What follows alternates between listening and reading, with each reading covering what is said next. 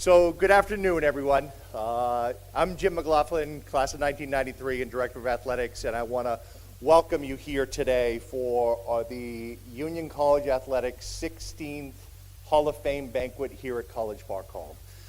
So grateful to see so many of you here, and as we are here to celebrate today, I think many of us know that our community suffered a tragic loss in this past week, and one of our young alums, Lizzie Dankert, class of 2024, tragically died in a boating accident just outside of Boston.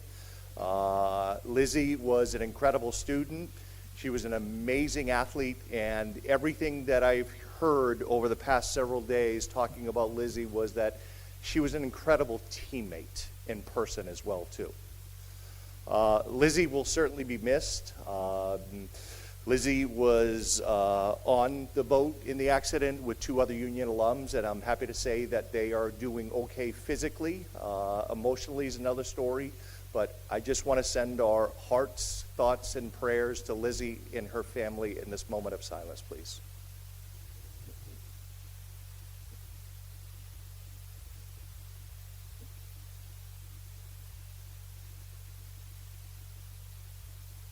Thank you.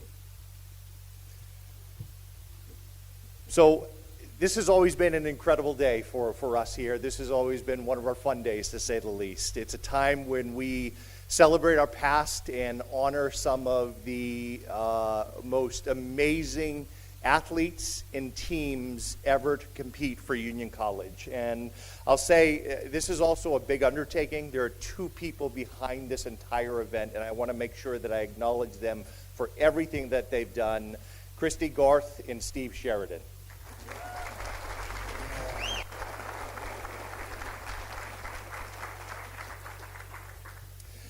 So I shared with some of our inductees when I made the phone call to them, which is always a good phone call. I have many challenging ones, so this is a good one, that the induction into our Hall of Fame is one of the highest honors that we can bestow upon a coach, a student athlete, or an administrator. And you really need to think about the significance of this achievement.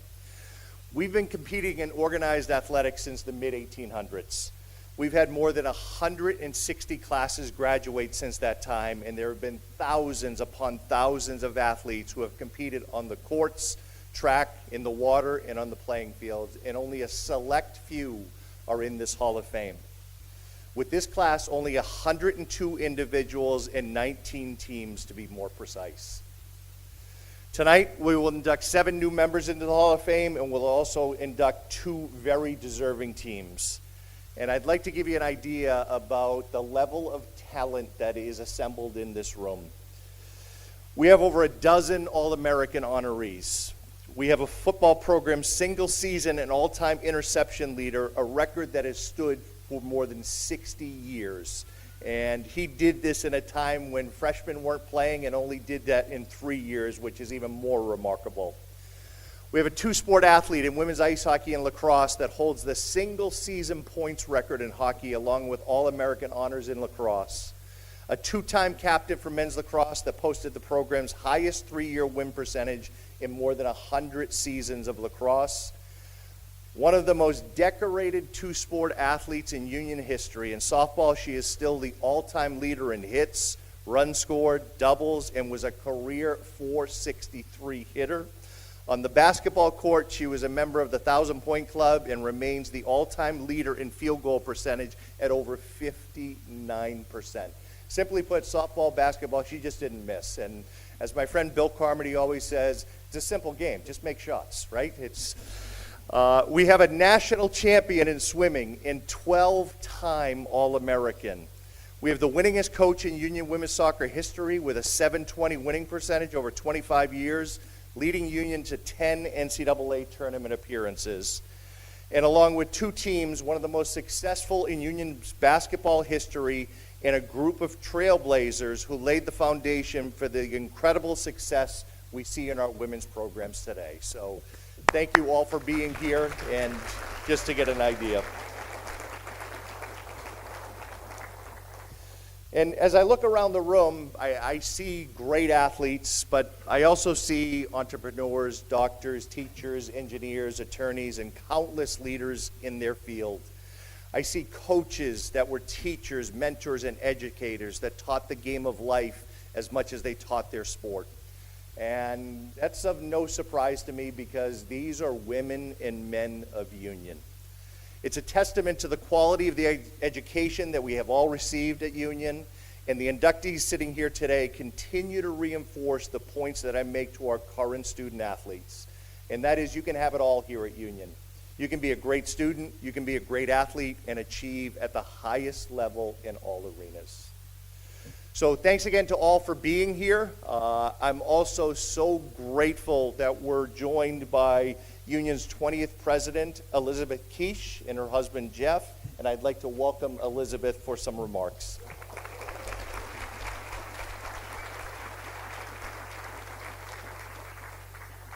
Thank you so much, Jim. And I want to also ask you to give a round of applause for Jim, who does such a great job as our Director of Athletics. I have to say that one of the greatest joys that Jeff and I have experienced over these past 11 months has been cheering on our amazing student athletes. It is such a tremendous joy. I mean, I have to confess, please don't quote me. I was president of another institution, and I was very proud of the fact that during my 12 years there, we shifted from recruiting athletes in the dining hall to recruiting athletes in high school. So that was a huge step up.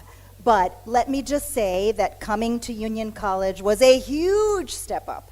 And it has been such a joy. We've had a great year, three trips to the NCAA, 2 Liberty League championships, a gold medal, sorry, not a gold medal, a bronze medal, 2 bronze medals actually. But just above all, it has been such a pleasure to get to know these student athletes and the coaches, and to know that culture. Stan O'Brien was just saying this earlier today. You know, that we educate student athletes, and that is a huge thing, especially in an era where that notion of those core values of college sports are, you know, there's some challenges that we are all facing to protect those core values. But I want to say that they are alive and well, and you should all be proud of our current teams and student athletes and coaches. And if you haven't had a chance to see our new hockey arena or to see the transformation of what's now Brooks Field in Achilles Mesa Rink, and I was just talking about this, and the transformation of the men's the basketball locker room. Oh my goodness. All of that has been a wonderful part of this year. But I know that our student athletes today, and all of us at Union, look up to these incredible Hall of Fame inductees. I've absolutely loved reading about all of you, the 7 individual winners, extraordinary people, extraordinary athletes, extraordinary people, the amazing men's basketball team, and our incredible women's trailblazers. Each of you has exemplified athletic excellence. You've set a bar that, you know, inspires generations of student athletes who come after you. And you have also, as Jim put it so beautifully, you have carried that Union spirit out into the world and have excelled in so many different fields of endeavor. And I also want to say, I know that many of you have also contributed amazing volunteer leadership to Union College and also very generous philanthropy to Union College. So thank you first of all for being such role models, for your hard work and dedication and blood, mud, sweat, and tears, and all of those things that go into being a student athlete and learning how to win and lose gracefully and to see failure as feedback that enables you to get better. but also thank you for all the ways in which you are ambassadors of Union College out in the world. We are all so very proud of you. Congratulations, each and every one. Thank you.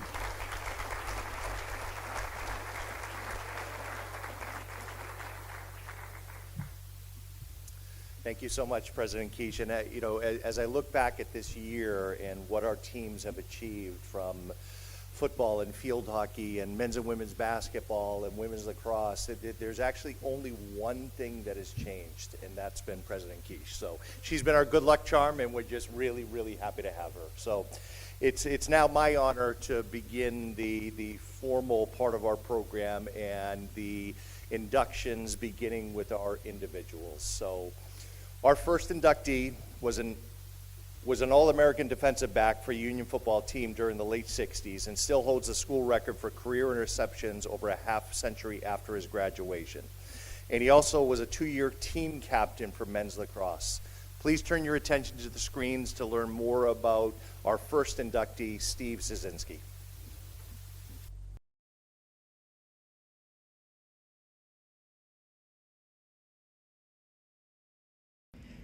Steve Ciesinski left his mark on both the Union football and men's lacrosse teams during his time as a 3-year letter winner in the late 1960s, and continued to play a vital role for the college in the years that followed. On the gridiron, Ciesinski was a 3-year varsity starter and 2-time ICAC All-Star selection in the defensive backfield. He was named an Associated Press Little All-America Honorable Mention as a junior, when he intercepted a program single-season record 10 passes, just 2 shy of the then NCAA record of 12, in just 8 games during the 1968 season, including a then-program record 3 in a game against RPI. He led the team to a 7-1 record in that 1968 season, the team's best record in 2 decades.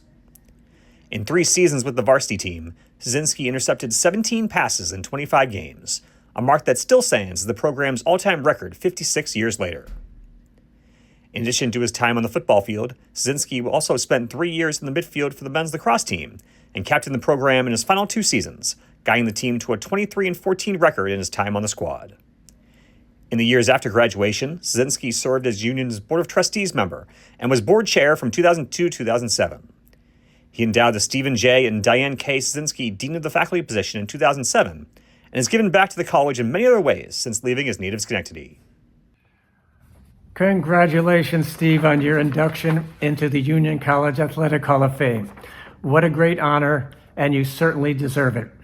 Now, Steve and I have known each other for 60 years, where we met on the football field during freshman year. Steve was the defensive back, turns out to be the #1 defensive back in the league every year. I was a wide receiver, first team selection, all league. We were both very competitive people, so that when we practiced together, we went after each other hard. And I came away with lots of bumps and bruises, but also I came away being a better football player. In those instances where I was able to get the better of Steve during practice, it gave me great satisfaction, but more importantly, great trash-talking opportunities. In addition to being teammates, we also were resident advisors together in the Richmond dorm, where we continued our competitiveness with playing card games well into the evening. Now, shortly after graduation, Steve and I both became classmates once again at Stanford Business School, where we began our West Coast migration. So I've known Steve for many, many years, 60 years, and I feel like I have a good grasp of who he is. Steve is a unique blend of strong competitiveness, loyalty to friends and family, compassion, all wrapped up in a very positive outlook on life. This is what's made Steve such a good friend and such a great contributor to society. Despite all of Steve's activities and responsibilities, he's as a busy guy, his #1 focus has been his family. With great help from his talented wife, Diane, they raised 2 great kids, Zach and Nick. And I wish I could be there in person to congratulate each of you in person because it's such a great honor. Congratulations, my friend. I was fortunate enough to be a classmate and teammate of Steve Ciesinski for 4 years. Remembering back then that our freshman year, we couldn't play varsity, either football or lacrosse, because they had freshman teams. so we were only able to participate our sophomore through senior season. I'm breaking this down into two areas for Steve. One is football and the other is lacrosse, and I'll start with football because that's where he gained, I think, the most notoriety. Steve was part of a defensive backfield for Union for 3 years that was probably one of the strengths of our team. All of the defensive backs were fearless, feisty, and fast, Steve being the leader of that group. And I know this because I was a receiver and had to face them every single day in practice, and they were not all that much fun to face. He was the kind of guy that would, when we needed something big to happen on defense, he was one of the guys and one of the leaders that made it happen. The interception record is impressive, but what's more impressive was his ability to cover the best receivers on the other team, and also the knockdowns he had, the tackles he made. He ran back punts. I mean, he was just an all-purpose player and leader of our team. It was a pleasure to play with him, more so than to play against him. In lacrosse, because back then Union played in a league with Syracuse, Colgate, RPI, Hobart, Cortland, and us. We were thrown into some of the best lacrosse teams in the country, and we had never played, neither he nor I. Back then they recruited attackmen like Steve Ritterbush and defensemen and goalies, but midfielders, they basically took football players and said, you ought to be able to figure this out. And we did. Steve was very quick to adapt to lacrosse. He and I played man down our sophomore year. He graduated and didn't play man down except when needed. I, on the other hand, played man down all 3 of my years, which gives you an indication of my skill set. But Steve was fantastic. He adapted well to lacrosse. He played integral parts of our victories, and just a great teammate. Statistics tell you one thing, playing with a person tells you another, as anybody who has played a team sport knows. And I will say that Steve was one of the most gracious, kind teammate that you would have, and he led by example. I want to thank the Hall of Fame for honoring Steve. I think that it speaks for itself that in 24 games he intercepted 17 passes, which still is a school record. Lacrosse, he didn't do the things like a Steve Ritterbush did, score a lot of goals, but he was a very good player who helped the team immensely. Thank you for this opportunity to share. Steve Ciesinski, welcome to Union Athletics Hall of Fame.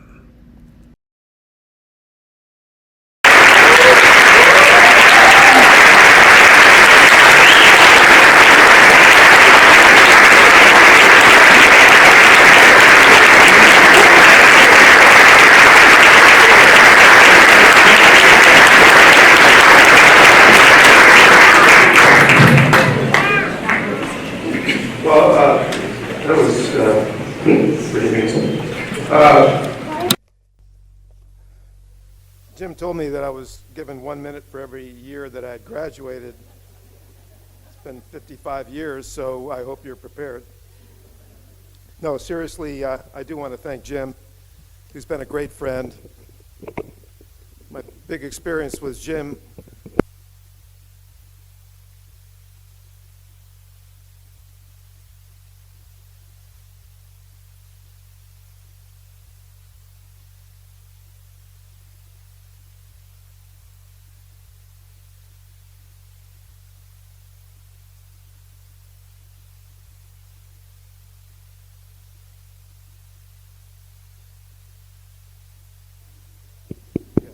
It's okay now. I turned it on.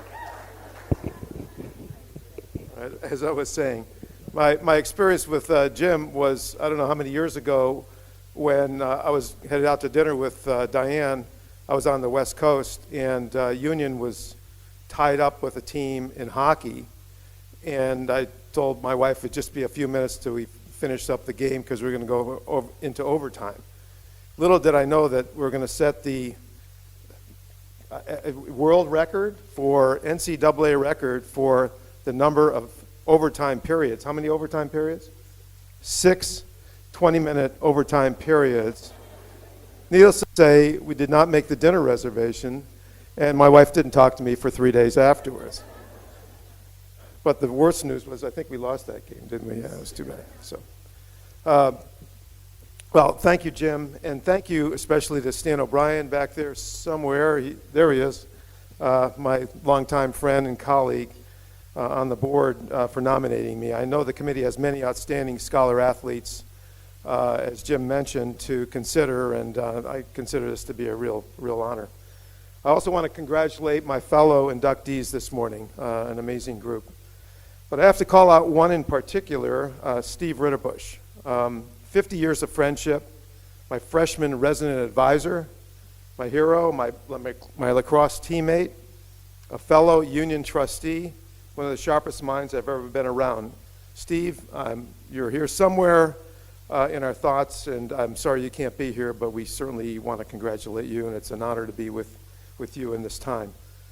I also want to thank my family, many of whom are here, for the lifetime love and support that I've gotten from them. My mom and dad, of course, who raised me. My father, Adam Ciesinski, you may not know, was a four-sport athlete at a local high school called Mount Pleasant, and a football and track field star right here at Union College. He played for Sig Makovsky.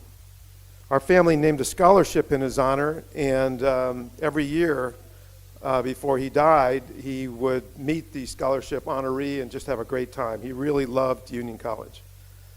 Brothers Mike, Matt, and Dave, and sisters Terry and Dee Dee are here today with their family members, Helen, Mary, little Daphne, Jake, and Jeff. My dear sister Peggy left us a few years ago. We miss her every day. She actually worked at Hale House and really enjoyed her experience at Hale House. We're a tight, loyal, caring family, and they've always been my biggest fan, and I'm their biggest fans as well. I want to acknowledge my teammates and very close friends, Rich Swan and Craig Carlson, who I didn't know were going to be speaking today.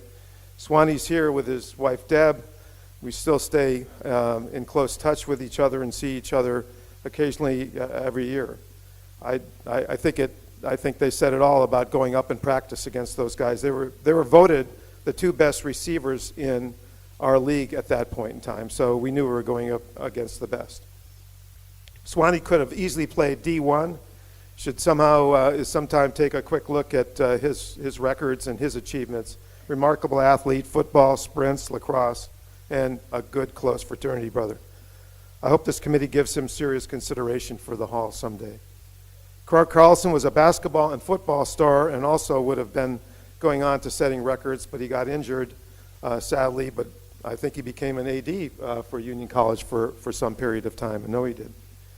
Dave Gray, Paul Ramsey, my defensive backfield brothers, Skip Lynch, Ron McAvoy, who surprisingly showed up today. Ron saved me a lot of bruises. He was the linebacker in front of me, so he took all the tough hits. Luke Sabella, Bill Burns, who showed up, our center, and Pup Gould.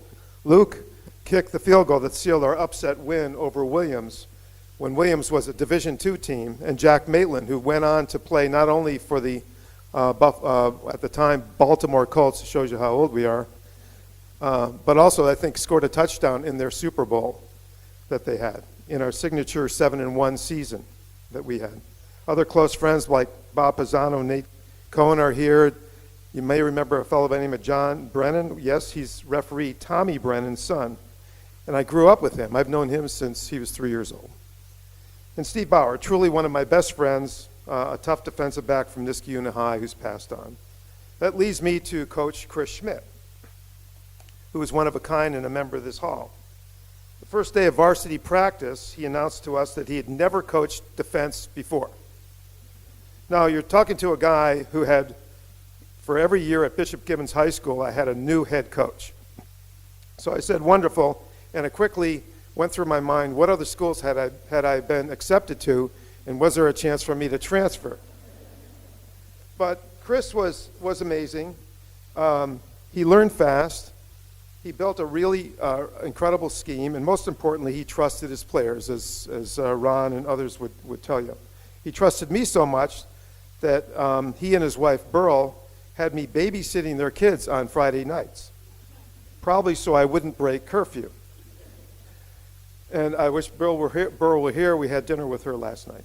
My wife, Diane, who's here this morning, never actually saw me play football or lacrosse. Unfortunately, she has seen me play golf. We met well into my business career, but she's been there reading every clipping, studied every memory book, listened to every exaggerated and boring story from my buddies numerous times, and somehow she's still with me.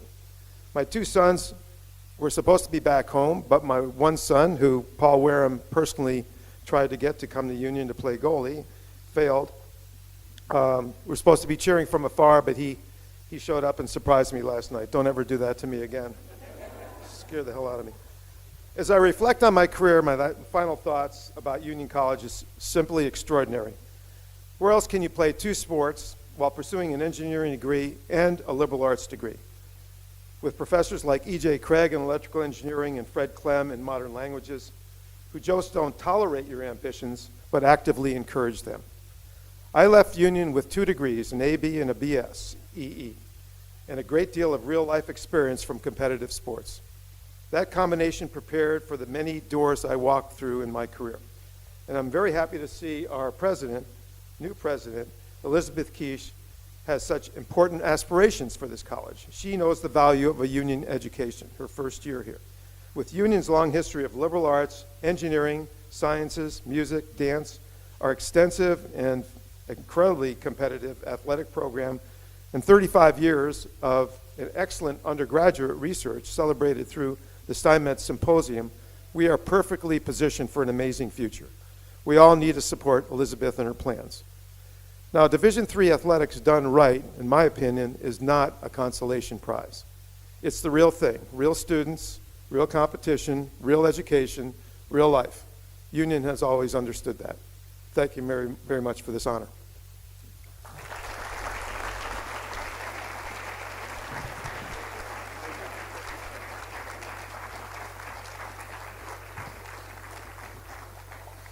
Steve, with the coaching changes, it's a good thing there was no transfer portal back then, so we're in a better place. Our next inductee was one of the first stars of Union women's hockey. She was with the program for 2 seasons in the early 2000s and also helped lead the women's lacrosse team to some of the most successful seasons in program history as a defender, midfielder over 4 years. Let's learn more about our next inductee, Liz Flanagan.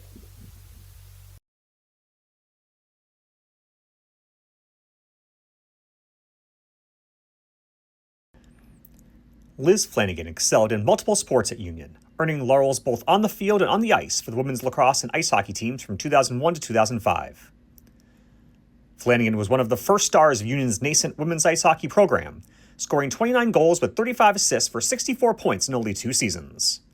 A 2-time All-ECACE selection and 2-time Team Most Valuable Player, she set school records with 40 points and a conference-best 26 assists in Union's final Division III season of 2002-2003. Including a school single season and career record 4 shorthanded goals that led the country that year.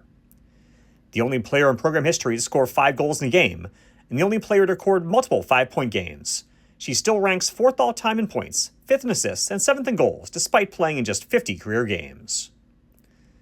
Flanagan also made a big impact with the women's lacrosse team as well, helping the team to a pair of NCAA tournaments and a 53-16 overall record, while earning 3 all-conference selections and a pair of IWLCA all-region first-team nods over 4 seasons. She shared the Terry Lynch Jackie Haverkamp Katita Memorial Award with her twin sister Molly as a first year, and she followed up with a school single-season record 70 caused turnovers as a sophomore. She was named to the Women'sLacrosse.com All-America Third Team and the ECAC Upstate All-Star First Team, in addition to earning her 2nd straight all-region honor as a senior, captaining the team to a Liberty League title and NCAA appearance. Flanagan finished her career with 177 ground balls and 113 caused turnovers, to go with 31 goals and 38 assists in 67 career games, ranking 3rd in career caused turnovers and 7th in ground balls all-time at Union. Liz Flanagan, welcome to the Union College Hall of Fame. Teammate, student athlete, friend, sister, and most importantly, my identical twin. It is so special to share this with you. I'm twin A, she's twin B, so I'm going to refer to her as B throughout this just to prevent any confusion.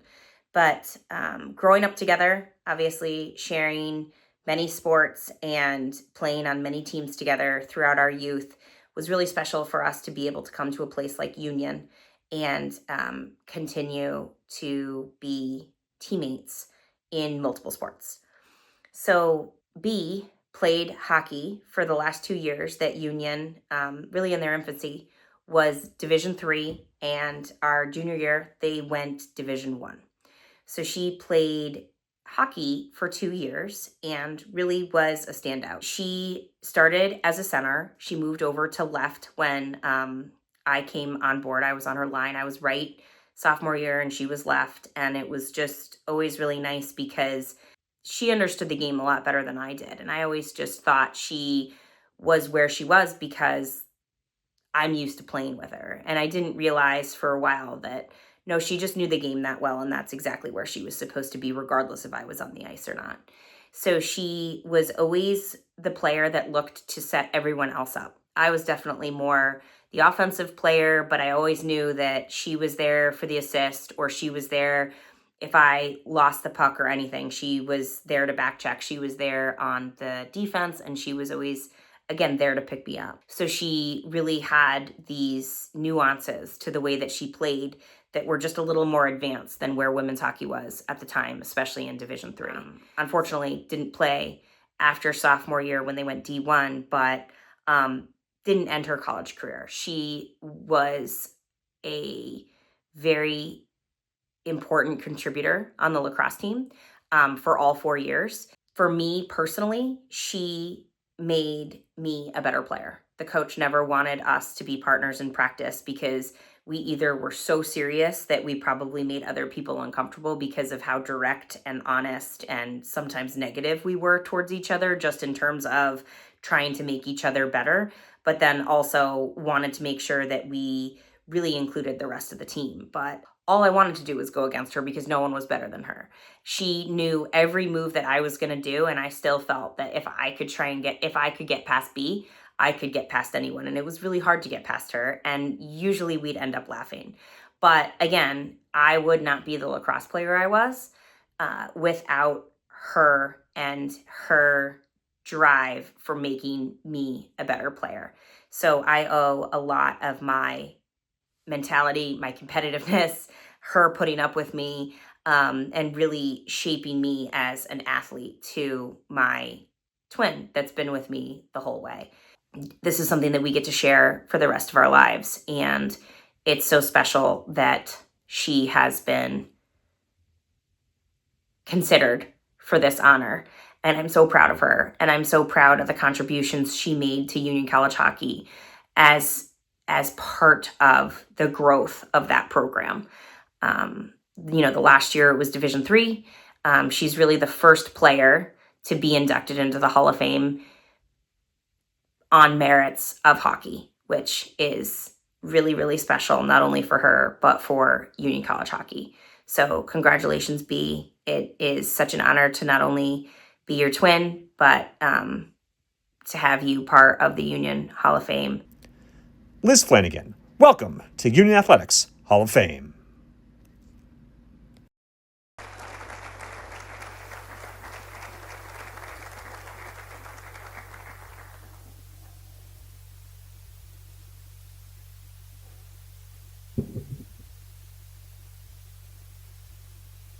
My 4-year-old is sleeping, so he wakes up in the middle of this. First, congratulations to everyone else here who's being inducted. This is a really exciting day for all of us. Jim, thank you also for leading this whole program for such a long time. My coaches, none of them are here anymore, it's been a bit, but Fred and Maya on the hockey team, Lacey and Jamie and Bevelander for lacrosse.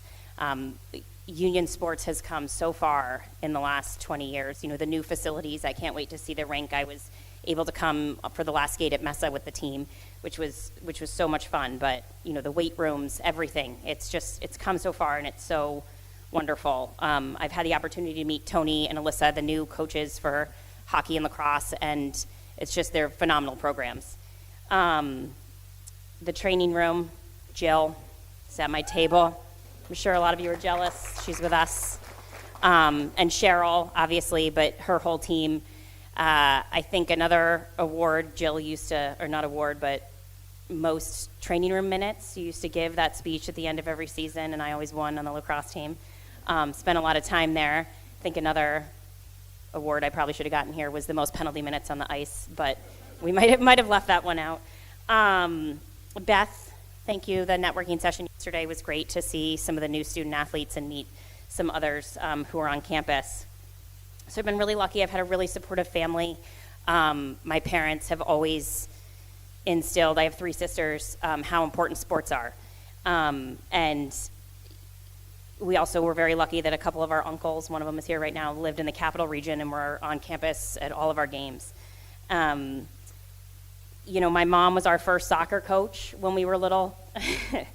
My dad started a hockey team for girls in our town when there wasn't any place for us to play. I saw this year that, you know, 100,000 girls are registered right now with USA Hockey, so amazing. My oldest sister, Nan, played on the Syracuse Club lacrosse team before they had a real program. My sister, Kate, played at UVM. And obviously, you know, Molly, we all just saw, she was in the Hall of Fame as of 2015. She's a 3-sport athlete here. You made me and everyone better. You know, absolutely loved playing with Molly. We're not the first set of sisters in the Hall of Fame, the Kuzo sisters. We were lucky to play with Caitlin. Their cousin, Lauren, is one of my best friends. She was a field hockey player. We also had a cousin go here. Our cousin, Mike, was the same year as us, dual sport athlete. He played football and baseball. Preseason freshman year, I was not a fall athlete. By the time I got here, Molly had already met my brother-in-law, Ed. He's the president of the Gridiron Club. Obviously, that worked out really well. You know, Molly and I got the Freshman Athlete Award. When they give it to you, we were the first people to share it. It's at the senior sports banquet. And there I met the lacrosse goalie, who was a senior. He's now my husband. So we both met our husbands because of union sports. Pat was a 20-year Marine. He just retired. He was a helicopter pilot. So we've been all over. We still play in some hockey leagues together. It's been quite fun. We have 3 boys. Owen is 10. Henry's going to be 9 on Wednesday. And Callum is 4. He's sleeping. They all love sports. And Owen, by the time he was in 2nd grade, because we were, you know, traveling around with the Marines, he'd been in 4 different schools. And they've all met all their good friends through the youth sports. So I think that says a lot about sports in general. You know, which brings me to my teammates, right? The teammates we've had here at Union. Just the sports network in general at Union has been amazing. And it was, you know, you meet people at Union, it's, oh, you know, what sport did you play? Or what fraternity were you in? Or whatever it is. It's such a wonderful community here. My husband's friend, actually, his fraternity brother is now the commissioner of the ECACs, Doug Christensen. So, you know, my dad has always taken us to the ECAC hockey tournament since we were little, because he and all his brothers went to Cornell, and we go to Lake Placid, and we got to see Doug and go in that box, and, you know, now the women's tournament is there. So it's really cool legacy for the school as well. You know, Molly has always said this too, but my parents always told us that sports opens doors, and it really does. So we loved Union. It's really nice to be back here. We lived in California for quite a bit with the Marines, but can't wait to see the rink and see where Union sports goes from here. So thank you. Ooh, that's heavy.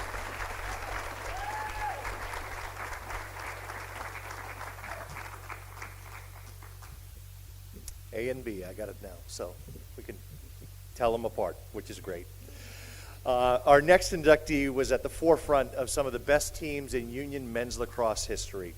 One of the top scorers on the '66 Hall of Fame team and one of the first 100-point scorers ever for the program. Steve Ritterbush, unfortunately, couldn't be here with us tonight. I know he has many friends and family and himself watching us online. Steve, we miss you, wish you were here. and so thankful that you sent in this message for us. So let's learn more about Steve Ritterbush.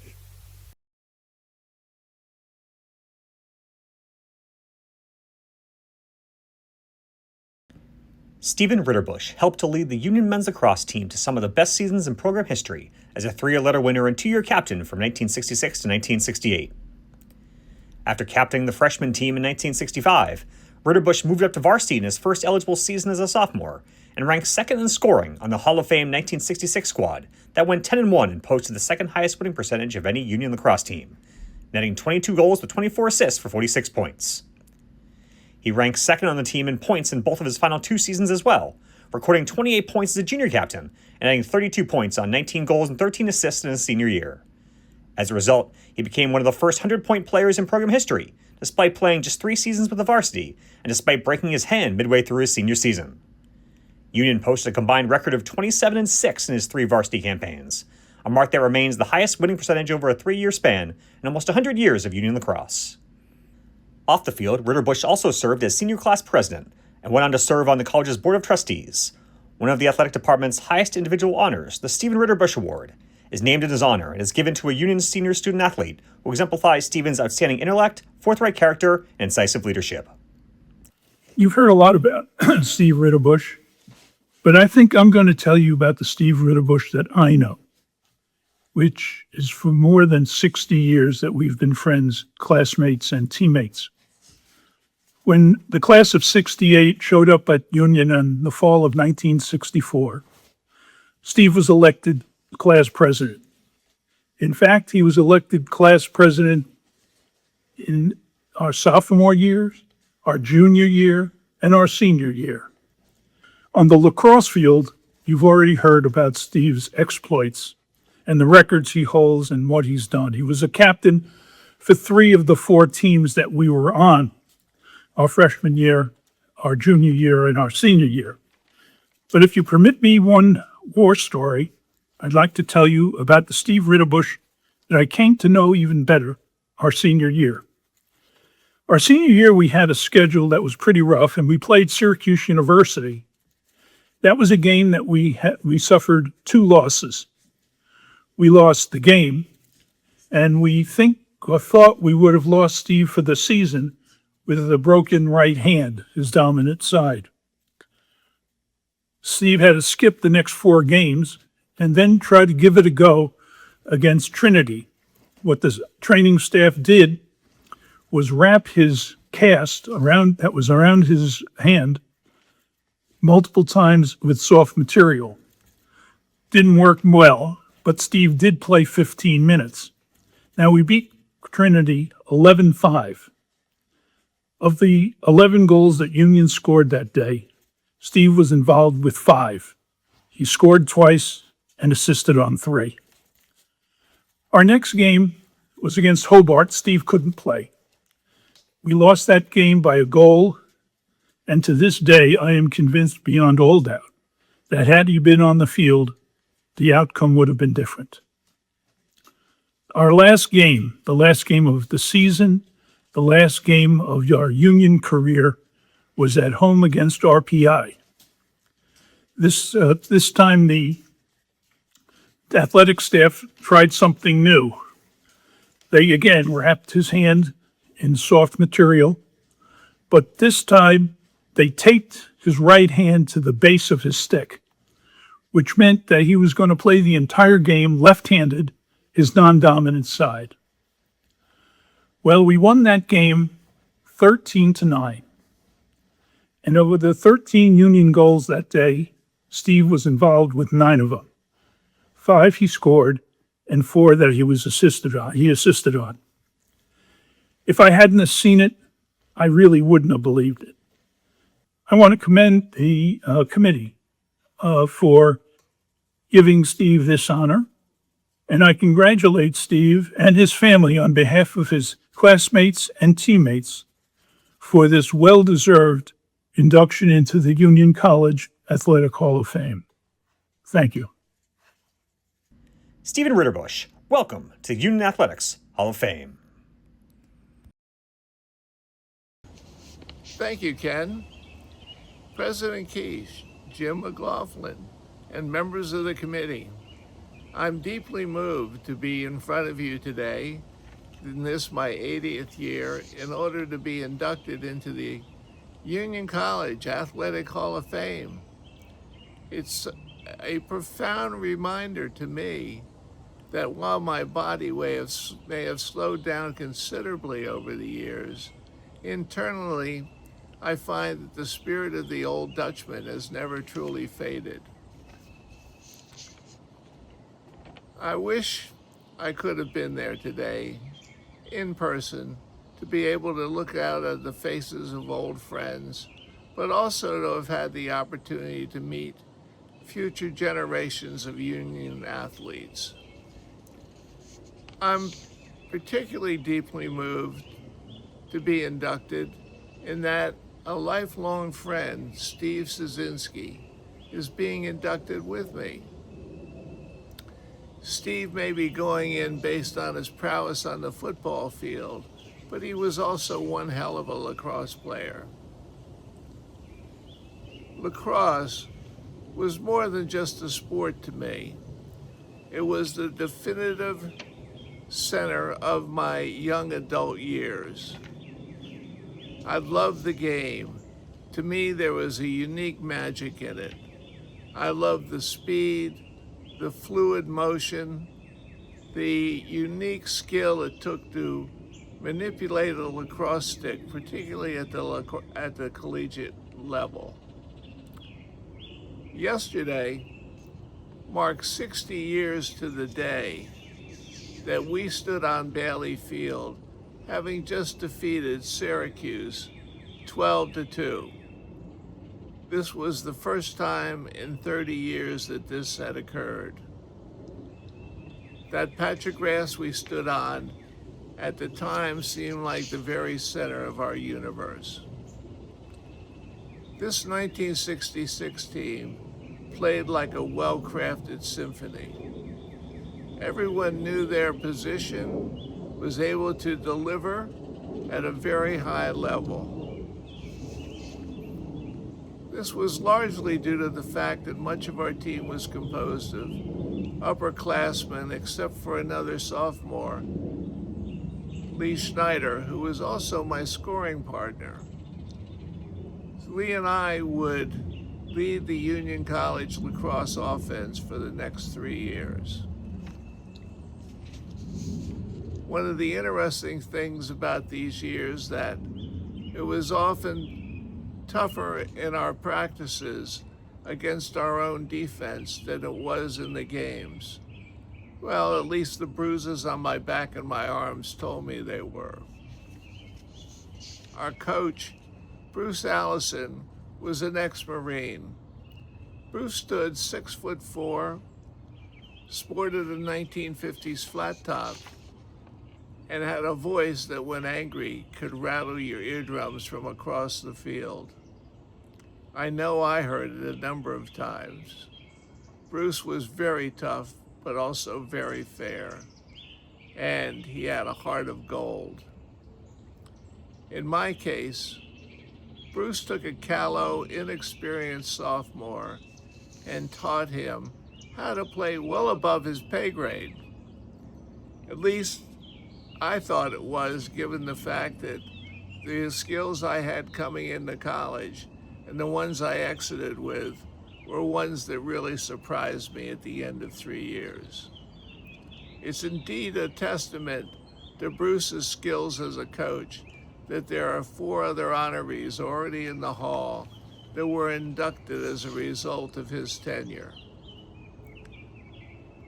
Looking back, it wasn't the goals or the wins that have stayed with me. What has remained are the lifelong friendships that I made on the fields of Union. In the heat of our practices and the intensity of the games, we essentially became a brotherhood. So much so that a number of us have regularly gotten together in Saratoga each summer for several days of golf and reminiscing. The funny thing is, I find that the older we've gotten, it seems like the better we were. Following our last game, of my senior year, there appeared a headline in the Schenectady Gazette that said, "The end of the Snyder-Ritterbush era." I did not realize it at the time, but also looking back, these were the end of the years of the wooden stick era.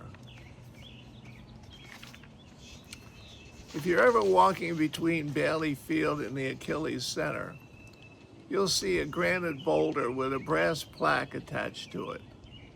On this plaque is a poem, which is essentially an ode to lacrosse, written by one of our teammates, Pup Gould. The conclusion of this poem leaves one with the image that we, the team, stand with our coach, enveloped in a forest of sticks that have been bound tightly together by wood, leather, and gut. We, it seems, are now the end of that era. To the college that gave me the background and the foundation upon which to build a life, I thank you. And in conclusion, let me just say, go Garnet. Thank you for those wonderful words, and we certainly wish you were here too and wish you all the best. Our next inductee is another two-sport star for Union and one of the most prolific hitters in the history of the softball program, remaining the program's all-time leader in several categories. She also stands out as the most accurate shooter in the history of women's basketball program. Let's learn more about Michelle Rogers.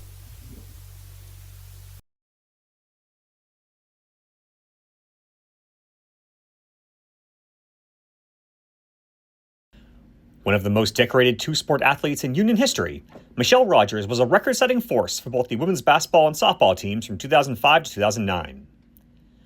Rogers had one of the most prolific careers in Union softball history, as she remains the only player to earn 4 straight All-Region selections and was a 4-time All-Liberty League first-team honoree.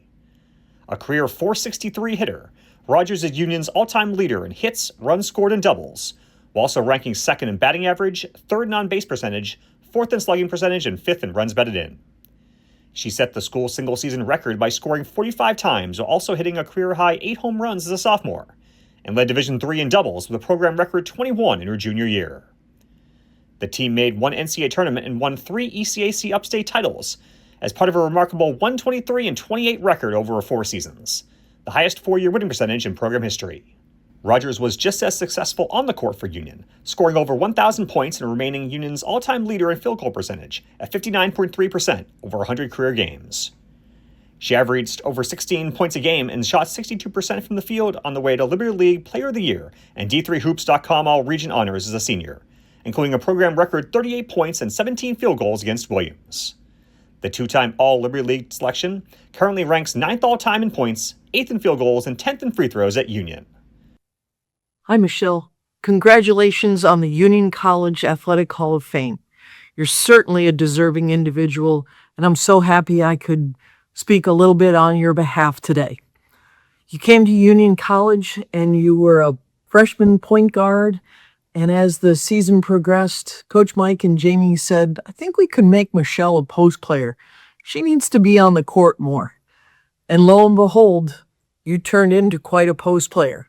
Through your hard work, through your footwork, through your athletic abilities, determination, leadership, all the qualities that you want to have in a student athlete, you exemplified them. So it was early. It was down in Florida. We would go to Florida, to play about 10 games down there. And we had a team that had been to the NCAAs 3 years in a row.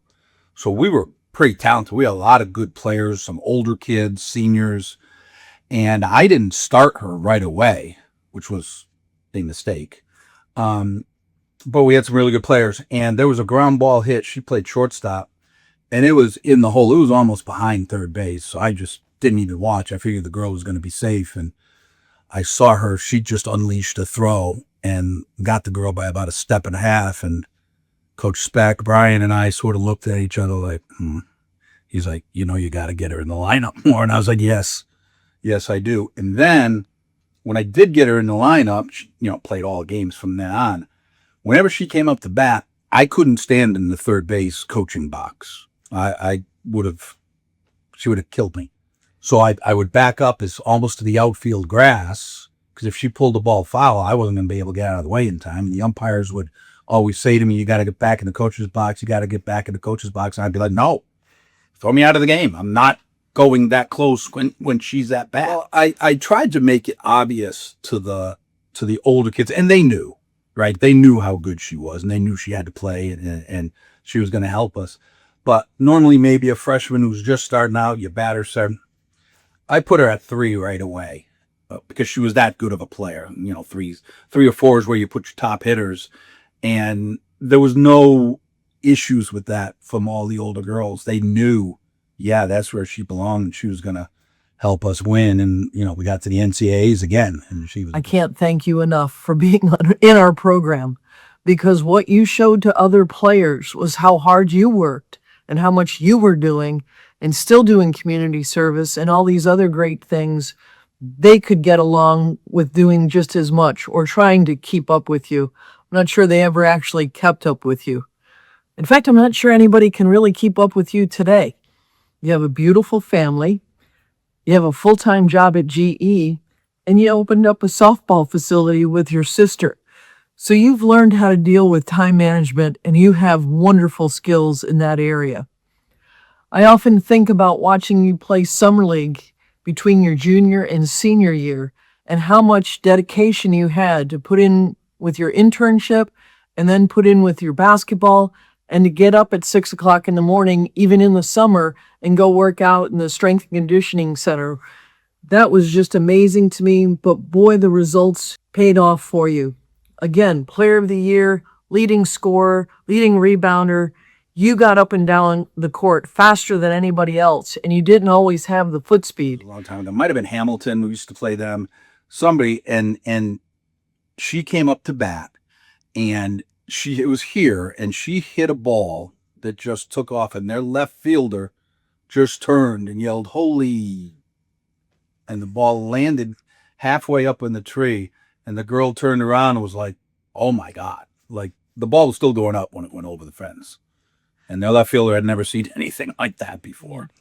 And then just your tenacity on defense and your willingness to take a charge, your willingness to box out, to do a lot of the dirty work that don't always go on the stat sheet, but you were willing to do that. And I think the biggest thing is you were a very humble individual that also got the best out of their teammates. And that is truly something that is special. So Michelle, congratulations. It was a no-brainer, right? I mean, you probably would have made it just as a softball player or just as a basketball player, but putting the two combined, I was a big two-sport person, proponent, and you were one of the reasons why. Sorry I can't be there today, but previous engagements called me. But you were an easy one to coach, and I always said it's the players that make the coach, that's for sure. So I appreciate all you did for us. So I congratulate you. I thank you for letting us have you in our program for 4 years. I'm so excited to see what your future holds with everything, and just wanted to say I'm so excited to be here today. Michelle Rogers, welcome to Union Athletics Hall of Fame.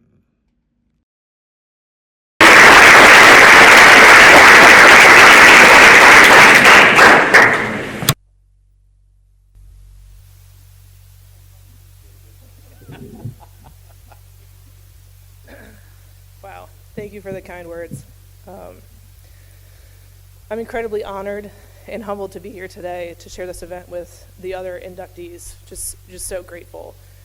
I've never been one for speeches or speaking in public, which they know. I would get fussed at by my coaches for not talking enough and being too quiet. Introverted engineers communicate in spreadsheets, so bear with me here. It's been fun thinking back on my journey and how much playing basketball and softball at Union and earning my engineering degree has shaped me as a person, how it shaped my career, and really the trajectory of my life. My path to Union wasn't exactly conventional. I was told by other schools that if I played softball, I couldn't be an engineer, and I couldn't play another sport. And usually when someone tells me I can't do 2 things at once, I'll do 3. And Union was just the perfect place for me to do that. Coach Pete Brown, not here today, but he's the one that actually got me to commit to Union. Thank you for taking a chance on me and giving me the opportunity to play for you. Speck, thank you for helping me with my mental game, always giving me new ways to think about things at the plate and on the field. I'd always hear, "Rogers," from first base. Congratulations on an incredible career. I'm glad to be even a little part of it. You both created something special at Union, including NCAA appearances and ECAC championships. Not too bad for a couple of Red Sox fans. I had the opportunity to play with some incredible softball teams and players. Our 06 to 09 class, Meg Cackness and Bridget and Caitlin Graham, Lucia and Bordino, like they said in the video, had the highest 4-year winning percentage in program history. That doesn't happen by accident. Meg, our cleanup hitter, hitting right after me, had such a pretty swing and would just hit bombs. And she hit me in more times than I can count. And she always picked me up at first base, catching every throw that had no business of being caught. So thank you. The Graham twins, Bridget and Caitlin, Bridget's here today, also known as my high school rivals. But they turned into the best teammates. And I'm glad our parents made us awkwardly talk to each other all those years ago when we both found out we were going to Union. Fellow Hall of Famers from softball, Abby, Erica, Julie, I know they're not here, but I'm grateful to be able to play with them as a freshman, and it was incredible watching them break records and just learned so much from them. Like Coach Burt said, I was a point guard in high school, and Coach Burt had told me her recruiting class was full, but I was welcome to try to walk on. And let me tell you, that recruiting class, those guards were phenomenal. Ray, Maria, Celine were just great. And Meb told me that my guard play was, what's the word, trash? So if I wanted to play, I had to learn a new position. And it wasn't easy. And many people don't know this, but 2 weeks into my freshman season, I sat in Coach Burt's office ready to quit. And I didn't see what the coaches saw. They believed in me before I could ever believe in myself, and I'm grateful for that. Jamie Seward and Coach Mike spent countless hours teaching me post moves, how to be a forward, working on my free throws, which, you know, it needed work. You know, he's nodding back there. And Coach Mike often told me that he could almost slide a piece of paper under my shoes when I jumped.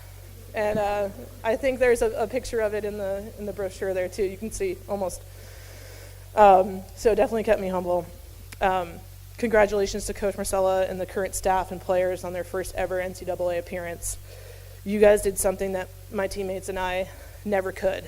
And I certainly don't ever think about Katie Palmer and St. Lawrence or the NCAA and any of the championship losses. I don't ever think about that at all. To my teammates in both sports, y'all are the reason I'm here today. And I live in the South now, so I can say y'all. Lauren, Ray, Meg, Bridget, thank you for being here today. Beyond the wins and losses, I'll cherish all the memories and friendships, team bonding, bus rides, overnights, Florida trips. You made the hard stuff feel like something that we were doing it together. Morning track workouts, sideline sprints, all of it. I want to thank the trainers, B-Dog, Jill, Cheryl. You literally kept me together. Ice packs and ice baths, stim treatments. Poor B-Dog had to stretch my inflexible self in basketball and softball. He would also get the side-eye death stare when Meb would tell him, B-Dog, put 10 minutes on the clock. The worst. The worst. Thank you for the support of the staff. Mikey P, somewhere around here. Mikey P. CJ, Steve O'Hughes, Jim, and the many, many other folks who supported the student athletes. To my parents, oh man, who are here, Mike and Carol, they're the real MVPs. I'm the oldest of 5 kids, so it's 5 sets of schedules, 5 sets of cleats, tournaments. I don't know how they did it. financially, logistically, emotionally, but they did it without complaint.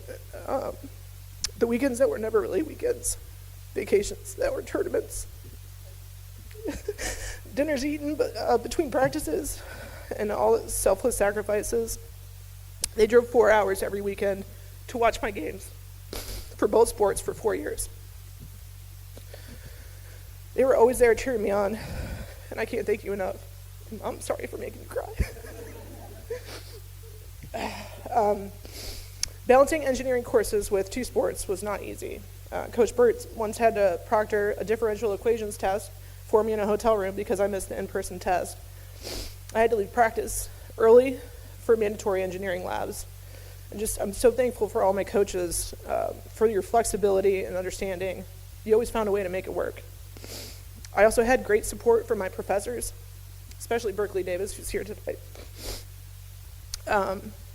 I didn't do well in his engineering reliability class, and he knows it. He's nodding back there. But he was such a big fan of women's basketball and softball at Union, and eventually he became a mentor and friend to me before and after I started at GE. And GE brought me down to Greenville, South Carolina. After graduation, I met my husband, Dan, playing slow pitch softball. We had a great team. We have trophies to prove it. And we've been married for almost 13 years, and I've been beating him at pickup basketball ever since. We have 4 incredible kids. I'm thankful that they are quiet today in the front row with the camera behind them. Josh, Maddie, Riley, and Jake, we get to watch them fall in love with the sports the same way that we did. Although I realize I may be a bit too intense and competitive for first grade rec basketball. I used to get tan lines on the softball field, and now I get them on the sidelines watching my kiddos' games, and I wouldn't change that for anything. People would always ask me what my favorite sport was. It was the one I was playing. I couldn't imagine playing just one, and I'm grateful for all of those who were part of my journey and helped me along the way. Without the incredible support system around me, both in this room and those not here today, I wouldn't be the person standing here. I am proud to say that I played softball and basketball at Union, and I'll always be a Dutch woman at heart. Open the floodgates, let it rain. Thank you.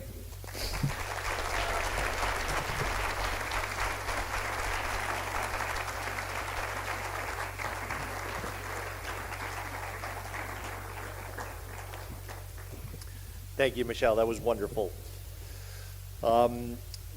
There have only been 4 members in the history of the Union men's swimming and diving team that can call themselves a national champion. Our next honoree is Union's most recent national champion and graduated as one of the most decorated swimmers in program history. Let's hear more about Elliot Seguin.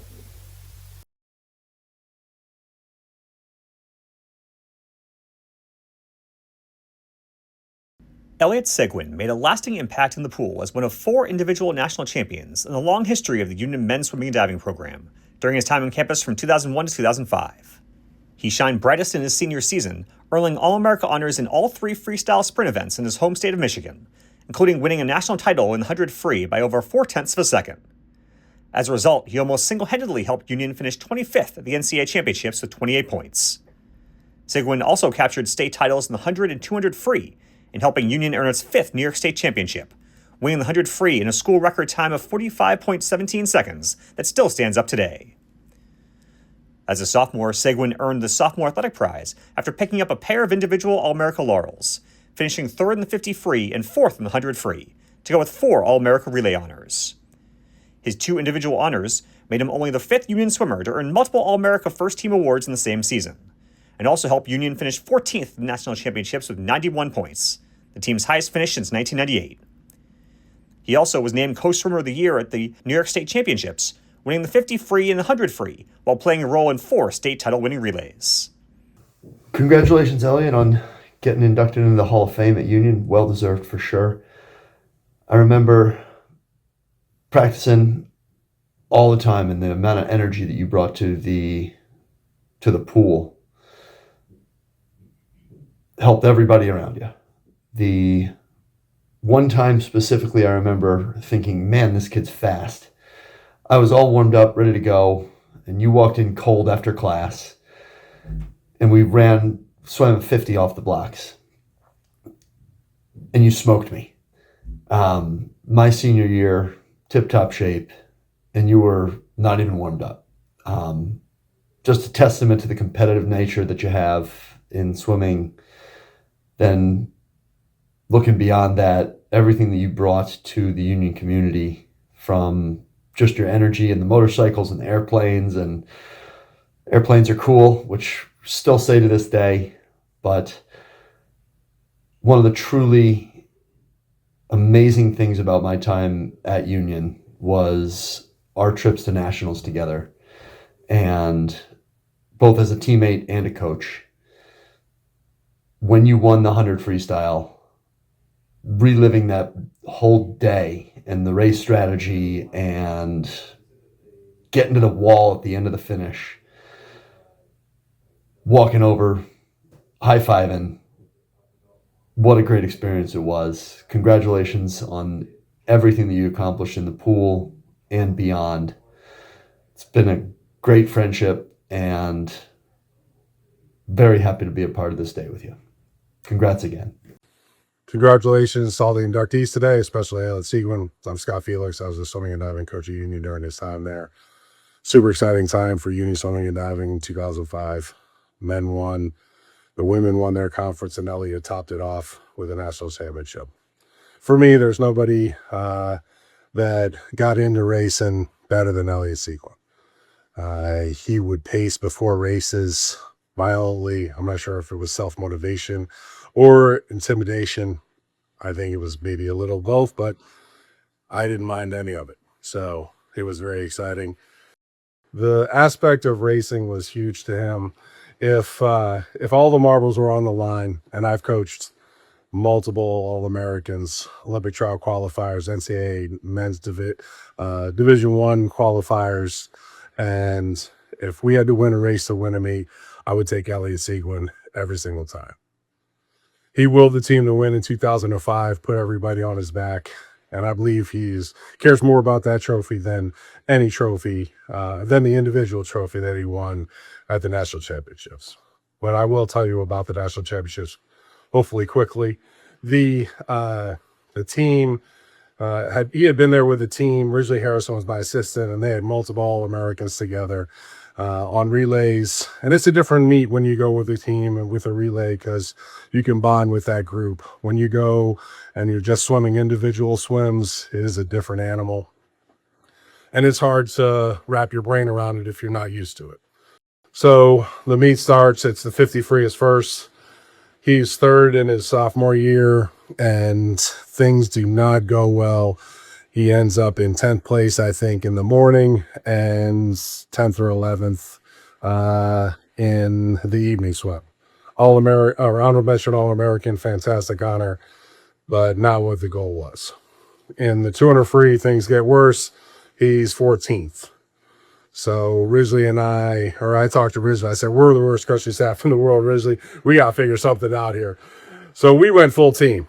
And Ridgely did Ridgely and became a friend, teammate instead of a coach. And they got motivated. The next day we would get ready.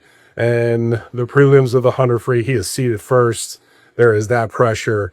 He proceeds to jump in, swims the first 40 yards without breathing. I'm having a nervous breakdown. He's not going to make it. He's going to tighten up at the end. Powers through, gets 6th place. He's seated 7th. We get ready for the evening session, come back. They parade out. He comes in, and he's pacing. And I said to myself, he's going to win. And I'm not sure if I said it out loud or said it myself. I might have said it out loud to people around me. And he proceeds to jump in. He is blowing people away. He doesn't take a breath for the first 40. I'm like having a nervous breakdown again. He hits the wall at 21:97, unbelievably fast for the time. He comes in. He does not let anybody near him. Wins by almost a body length. Unprecedented for the 100 free. Ends a career that was one of the best in Union College history, and goes off into the sunset a champ.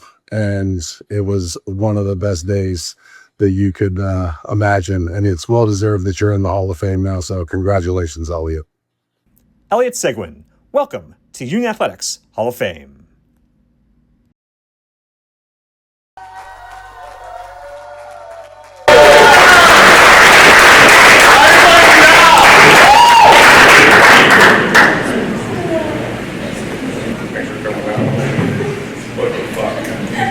I didn't realize we were going to get into like all the color of my poor performance and that. I got right into that. Yeah, I came from Michigan. All I wanted in the world was to design, build, flight test, race airplanes. Like that was my thing. But I didn't really understand like what that was. Turned out you need an engineering degree. I was swimming at the time. I really liked swimming. Kyle Shack, good friend from back in Michigan, was like, you should check out this program. They let you swim, and they'll get you one of those engineering degrees you need to go do that blind thing that you're into. Came out here, and honestly, most of through school, I was still trying to figure out what an engineer was, but I knew about racing. I knew about what we were doing at the pool. I'd had some good coaches up to that point, a lot of people I worked well with, but Felix had an unusual ability to kind of get turns out it was all intentional, but he was just messing with me. Knew how to press my buttons, as he sort of covered earlier. And then showing up here with Ridgely, who was a natural performer in a way that I'd never experienced before. Swimming for me, we're talking about racing, and you're thinking about it's like a thing. You're planning it out. We're trying to, apparently poorly, but we're trying to figure it out, get ahead of the game. And Ridgely was this like natural talent. He walked onto the team freshman year, and I'd never seen anything like that. He'd never swam before. I'd been swimming forever. It was all I cared about in the world, and he was just out of the gate that rad. So all that came together to create a really fantastic experience here. I think we talk about what Union is and is not. To be able to do the swimming and the engineering is really the only way I got through engineering school, and now working in flight test, my job is to coordinate, to speak the language of the room that I'm in, and I think that cross-pollination of skills, is something that's unique to Union, right? It's not the technical, it's not the egghead, it's not the ability to solve the equations, but it's also not just in the boardroom or trying to talk to some guy about a hard problem that's maybe got an emotional component. It's both. And I think that my time here may be schizophrenic in the same way that the rest of my career has ended up. But crossing that bridge between those two different worlds is a lot about what makes Union, about what made my swimming experience what it was. And I feel really honored that someone noticed that. I appreciate that you guys took me on here. It's fantastic to be here with you guys and great to be back on campus. Thank you.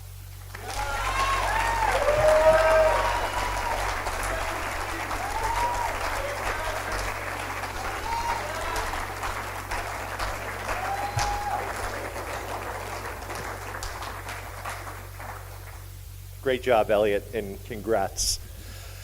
Our next inductee coached both women's soccer and softball in his 25-year tenure at Union, helping lead both programs to incredible heights. His run of sustained success with the women's soccer team produced conference championships, NCAA berths, and some of the greatest student athletes Union has ever seen. Let's learn more about our next inductee, Brian Speck.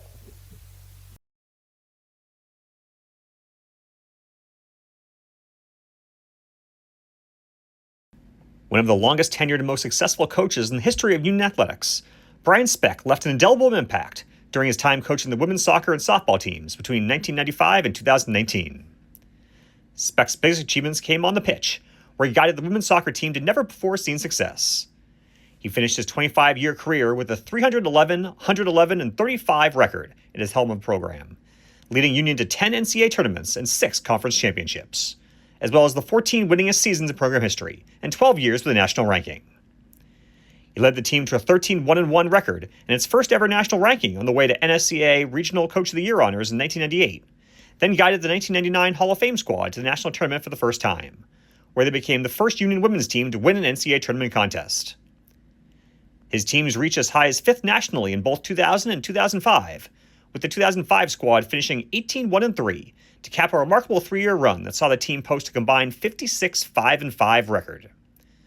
A 3-year conference coach of the year, he sat 40th in Division III women's soccer history in wins at the time of his retirement, and has seen 8 of his players inducted into the Union Athletics Hall of Fame. Speck also spent 14 years with the Union softball team, serving 2 years as head coach and 12 years as an assistant alongside Pete Brown. Together, the pair led the program to unprecedented heights, posting a combined 326 and 147 record and 4 NCAA tournament appearances. Speck finished his time at Union with the third most wins in a single sport in Union history, and his 330 wins between soccer and softball are fourth most ever for a Union mentor. He remains one of only 4 Union coaches to lead a team for at least 25 years and mentored over 300 Union student-athletes in his quarter-century of service. They say a coach's legacy isn't measured by trophies, but by the character of the players who leave the field. For those of us coached by Brian, he instilled a mindset we've never been able to shake. I first met Brian at maybe 9 years old at the local rec fields. He was recruiting, likely wearing some sort of neon Umbros and a backwards hat. He was the Niskayuna varsity coach then. 5 years later, he and his rec recruits claimed back-to-back state championships. When he transitioned to Union, he brought the same relentless drive. By his 4th year, Brian had built the team he wanted. He led that group of his own recruits to a 13-1-1 season and the program's first NCAA tournament appearance the following year. Brian recruited athletes, not just soccer players. His players excelled in basketball, lacrosse, softball, track, whatever. I'm sure his colleagues appreciated the recruiting that he did. He gave us opportunities beyond the soccer field. We went to Europe. I think it was my preseason of my senior year. Memories I'll never forget. And we played, and it was awesome. Brian was committed to the craft, but more importantly, to us. He created a competitive, yet unified culture. He built chemistry through tradition, whether it was the intensity of an ants endurance fitness drill or the inspirational songs by Whitney Houston in the locker room. We'd always walk tall with game faces on to the field, 2 by 2, to Glory Days or whatever song the team had picked that year, feeling like we were part of something much bigger than ourselves. But when I look back at those games, the most enduring image isn't just Brian, arms crossed, pacing along the sidelines. It's his family. Mr. and Mrs. Speck were at every game. In my mind, at least. Watching him coach with the same devotion he gave to us. Seeing them across the field with Kim and the boys on a blanket nearby made it clear where his foundation came from. Family was everything to him. It is everything to him. I asked him once, why not D1? Because he totally could have gone D1. He had the offers. The answer was simple. They chose to be close to his parents, to Kim's parents, raising his boys surrounded by family. We often joke that he softened up with the birth of each child, Ian, then Cameron, and then Shawnee. And we're still convinced that by the time Sean arrived, the dreaded 12-minute 120s were probably gone completely. I cherish the memories of those seasons, but I take the most pride in passing Brian's lessons, commitment, hard work, leadership, no excuses mentality, down to my daughters today, and my students, and the kids that I coach. I'm just one of the many. So thank you, Brian, for being that role model for us and our coach. There's not a coach more deserving of being inducted into Union's Hall of Fame. Congrats. I couldn't think of a better, more deserving coach than Brian Speck. In my time at Union, I actually, when I was recruited by him, I very much fell in love with the tough love style. To me, that's a sign of true love, that you care enough about your players to be tough on them and hold them to high expectations, cared enough about us to have the tough conversations, knew we could handle it, and always improved our game and our mindset, making us better, stronger women and soccer players. So for that, I'm forever grateful. I think as a mom, as a coach, as a teacher, I carry that style with me. You definitely see that in me daily, and I have partially him to thank for that. I think it's pretty obvious that soccer would have been his passion, just because that was the full-time job. But as a softball player too, I can tell you that when he was coaching that, you felt the same style. He put so much thought and care into finding drills to better us as a player, as a team, to elevate our game. And you're always forever grateful for someone who puts that much effort into whatever they do. So can't think of anybody else more deserving. Brian, congratulations. You deserve this. Coach Brian Speck, finally it is your turn to be part of the Union College Hall of Fame. I came into Union expecting to only play lacrosse, and my father convinced me to play soccer, having known Brian from when Brian recruited my older sister. She ultimately picked a different school, but my dad really wanted me to play for Brian Speck. I told him I'd give him 1 year, and then I would move on from there. I don't think I made it through preseason before I realized that not only was Brian fast becoming one of my favorite coaches, but the group of women that he put together on this team had such like mindsets and worked so hard together. And I connected with them on such a different level through soccer and through the culture that Brian created, that I obviously not only played for all 4 years, but through an injury, I decided to redshirt and came back for a 5th year. You don't get to be a nationally ranked team and have league championships and NCAA appearances without high expectations. And Brian definitely set the bar very high for our team. Luckily, he put together a group of women that all very much had that same goal and felt the same. He, pushed us to be better. He expected more from us. And we rose to the occasion most of the time. And it was just so special to be a part of. And I remain close with Brian. I could call him at any time. He will always pick up. I still ask him not only life questions, but sports questions and anything in between. It's been really nice to see his sons grow up. I mean, Kim was pregnant with Sean when we were there, and then Sean just graduated from Union having played soccer. So it's been really special to see everything that we did with the incredible fundraising that we did. Fixtures at the hockey game, selling all the swag and the Union gear so that it could fund our trip to Europe, which is, again, a once-in-a-lifetime opportunity that our program got to go to Europe, was just really special. And that just speaks to Brian's commitment to making better student athletes. And he just made it really fun. So Brian was just an incredible coach. And he, again, created such a special program that it was so wonderful to be a part of, and so nice to be in something that was so competitive that I look back so fondly on.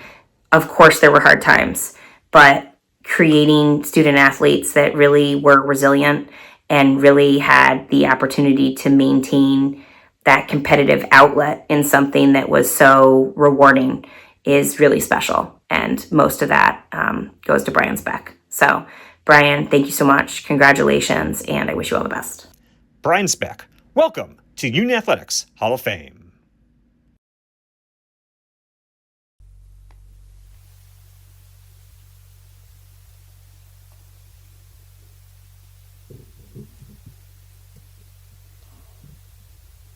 So, Michelle Rogers, do you notice that one picture that was there? You're fielding the ball down here, and your throwing hand is up here. Thought we'd worked on that, a little bit. So when Steve, Molly actually contacted me, and then Steve contacted me asking for 3 people that I would want to have speak, and obviously you saw them. But, number 1 was Julie C. Like she said, we've known each other since she was 8 years old. I was still the JV coach, but I knew I was going to be the varsity coach eventually. So I just said, I'm going to go over to the rec, and I'm going to find these young soccer players, and we're just going to start building them when they're young. Not only did I do that to build a team, but I also wanted the opportunity to work on myself as a coach. And there's no better age group than to find out what system of play you want to use, what type of coach you want to be, than to coach a bunch of 8 and 9-year-olds. Because you can try different systems of play and things like that, and they don't know when you're right. They don't know when you're wrong. So I appreciate, Julie, that you were willing to go through those trials and tribulations with me. But I knew when I came here, Julie C. was one that I wanted to bring here. You know, we had a player go to UNC, we had one go to West Virginia, we had a couple go to Colgate. But I knew Julie was one that I wanted to have come here, just based on the fact that she played 2 sports, something I'll get into later, but just her ability to be a leader as well as a fantastic sophomore.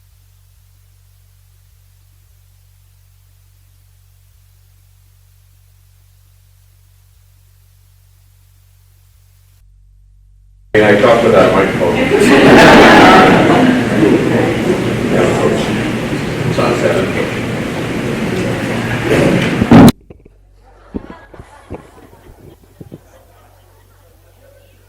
So Molly kind of touched upon it, and Tom brought Katie to Union, and we had a meeting, and I was really psyched that Katie might come play for us, and she ended up going to UVM, which isn't bad. That's where my wife went to. So when Tom contacted me again and said, hey, I'm going to bring my other 2 daughters, and could we have an opportunity to meet with you, I was thrilled. Obviously, I went to Loomis a few times to watch Molly play. You were playing, Phil, Liz, no? No, never played. And I knew right from there, seeing Molly run up and down the sidelines, that we wanted her, you know, that would have been great to have her here. Again, another dual sport athlete. And Erica Eisenhut, not only a dual sport athlete, but she played 3. And what did she win? She won the Woody Hayes Award, I believe it was, as one of the top Division III female athlete in the country. So again, dual sport athlete. So that was a big theme for us. So to have those 3 speak for me today was great. There are many others I could have had, but that was terrific. I appreciate you guys for that. So 1994, we had won 2 state championships at Niskayuna. Our freshman coach, Mr. Beeler. Does anybody know Mr. Beeler? I believe he was a Union grad. Back then, he was doing hockey games when Churchill, Rankin, and all those, when Harkness was at Niskay. He comes up to me and says, I've just spoken to Mr. Sakala. I'm going to be, telling him that we have your next softball coach here at Niskayuna. So he told me to apply. It all worked out. Had a meeting with Mr. Sakala, and here we are today. I think the fact that I coached 2 years of JV baseball at Niskayuna is what got me the job here. I know other applicants that applied for the job at that time. None of them had played baseball or coached it. I know it is softball, but the transition, tends to work.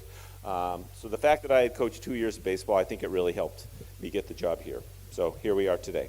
Lots of people to thank. The Hall of Fame committee. I was part of it for some years, and I know what goes into it. I know the tough decisions you have to make, and I appreciate all you guys doing. It was great to get a call from Molly, her telling me, and that meant a lot. So I appreciate that, Molly. I appreciate you letting her call me. No disrespect to you. I'd like to thank the presidents that I had the opportunity to work for. I'd like to mention Roger Holt in particular. I always appreciate the fact that win or lose, when we were up on Garris Field, Roger Hull would always come across the field, say something to the girls, and just let us know that he was there. We always appreciated, even later when we would be working out in the gym or something, Roger would always want to stop and just talk soccer, talk sports. He had a son, Mac, that he wanted to talk about, and just his appreciation for what it meant to be an athlete here was, I recognized and really appreciated from Roger. All the athletic directors, Dick Sakala, he hired me. Dwight Wolf kind of filled in a few times, I believe, for when we were in the transitions. Val Belmonte, Val was good for me. We had 3 interesting meetings over the years about Division I offers that I had. One, Cornell, by the way, Flanagan family, that I turned down, that I ended up turning down. And like it was mentioned, I stayed here for 2 reasons, for family and for Union.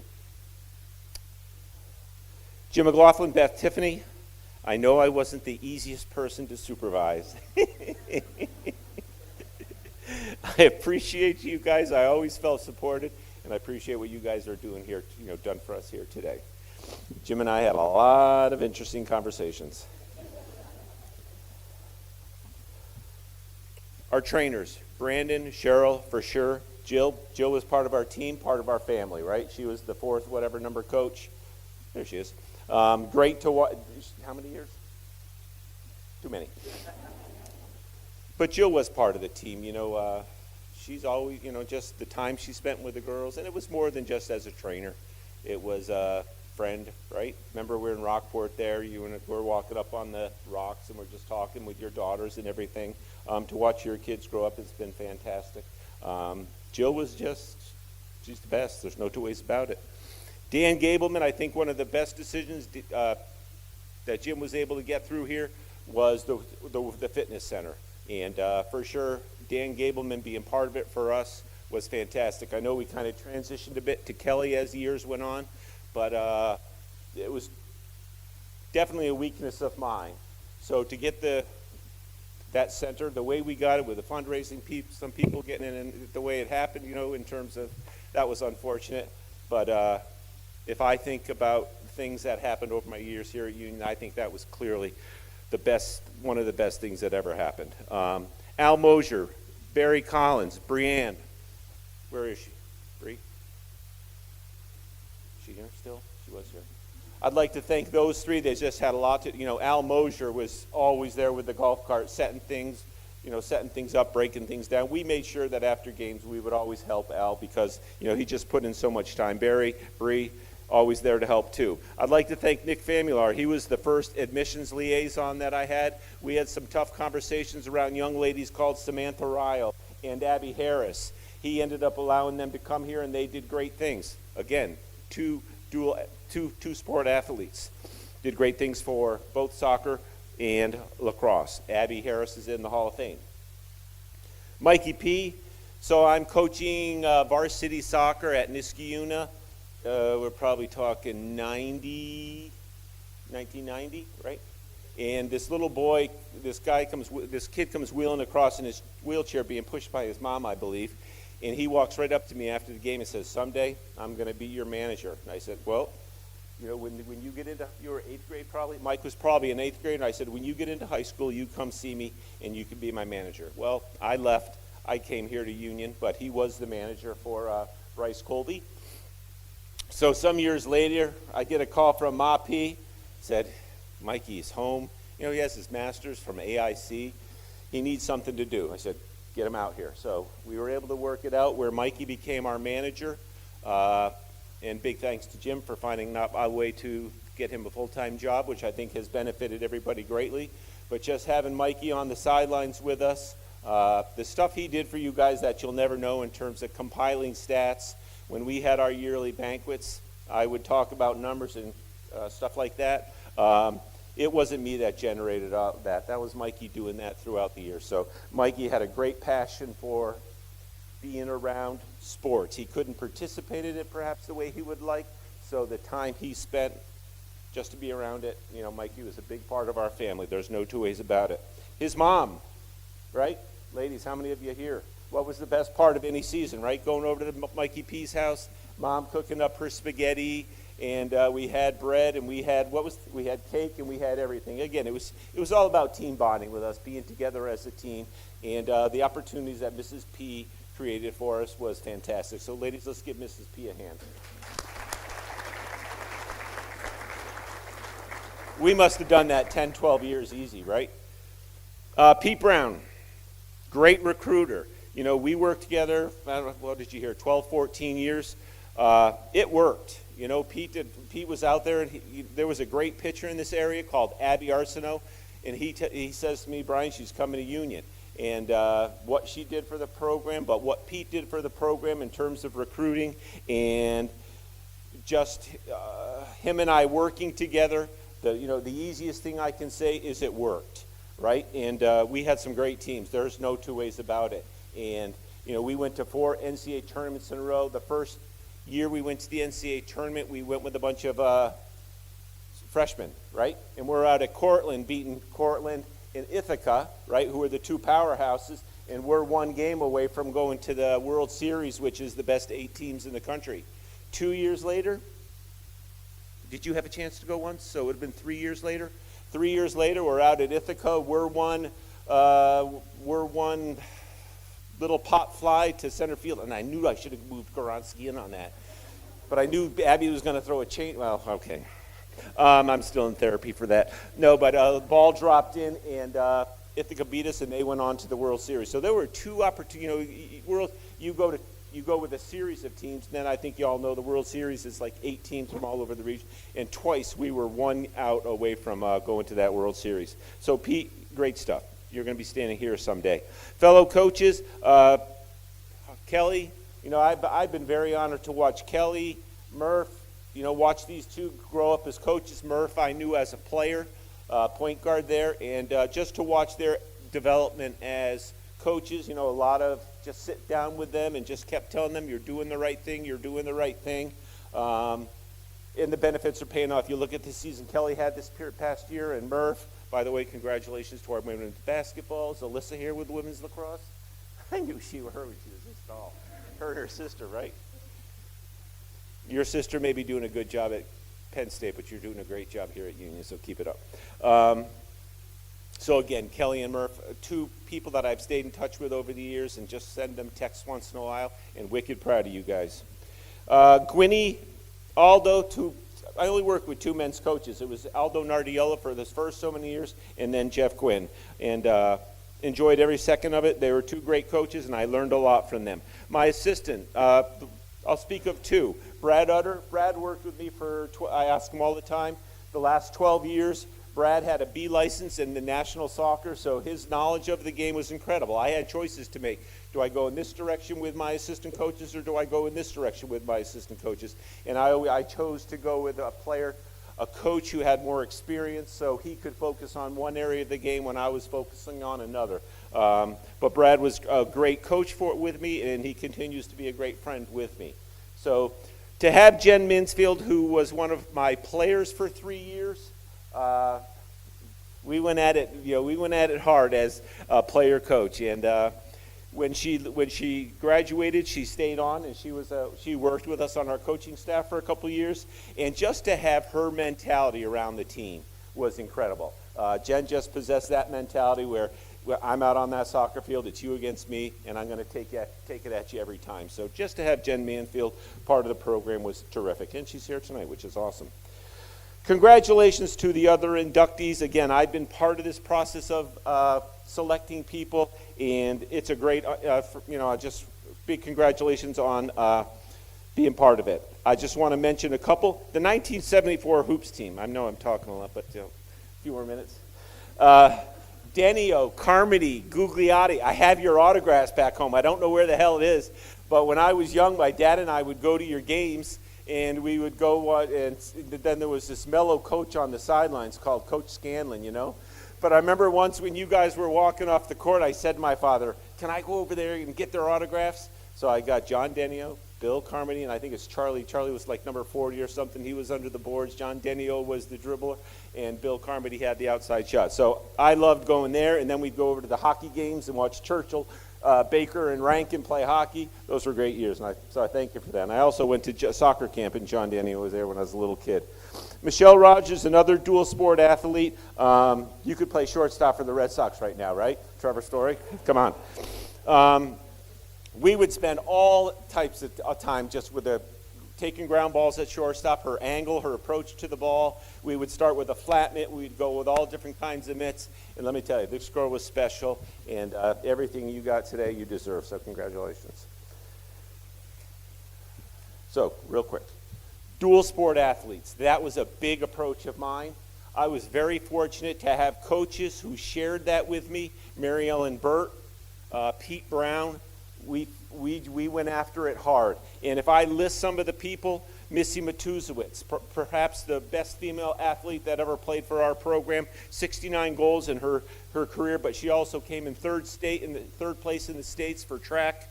Erica Eisenhut, 3 sports. Molly, Liz, the Flanagans, both of them played 2, 3 sports. The Kuzo sisters, right? Caitlin Kuzo, 2 sports. Allie Kuzo, 4 sports. Conceivably, right? Didn't she run the 300? Yeah, okay. Julie Goronsky played soccer. So we really went hard after the dual sport athletes. And if you look at this list here, many of them are in the Hall of Fame. So could they have focused on one sport and been Division I athletes? For sure. But we are very lucky to get them to come here and be 2 sport athletes. European trips we talked about.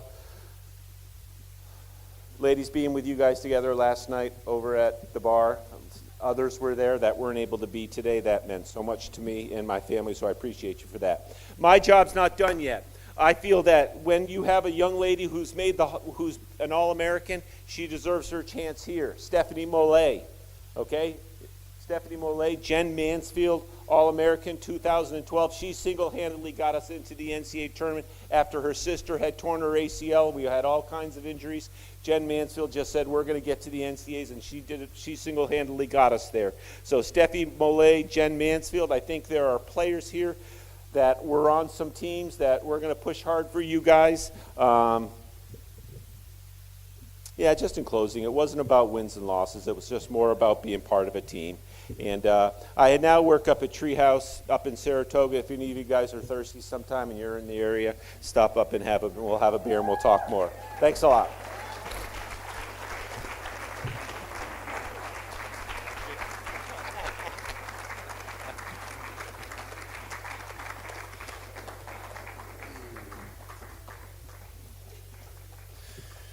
So our next inductee became one of the most successful sprinters in the history of Union men's track and field program, while also earning all conference honors on the football field. Another tri-sport athlete. So let's learn more about All-American Sean Washington.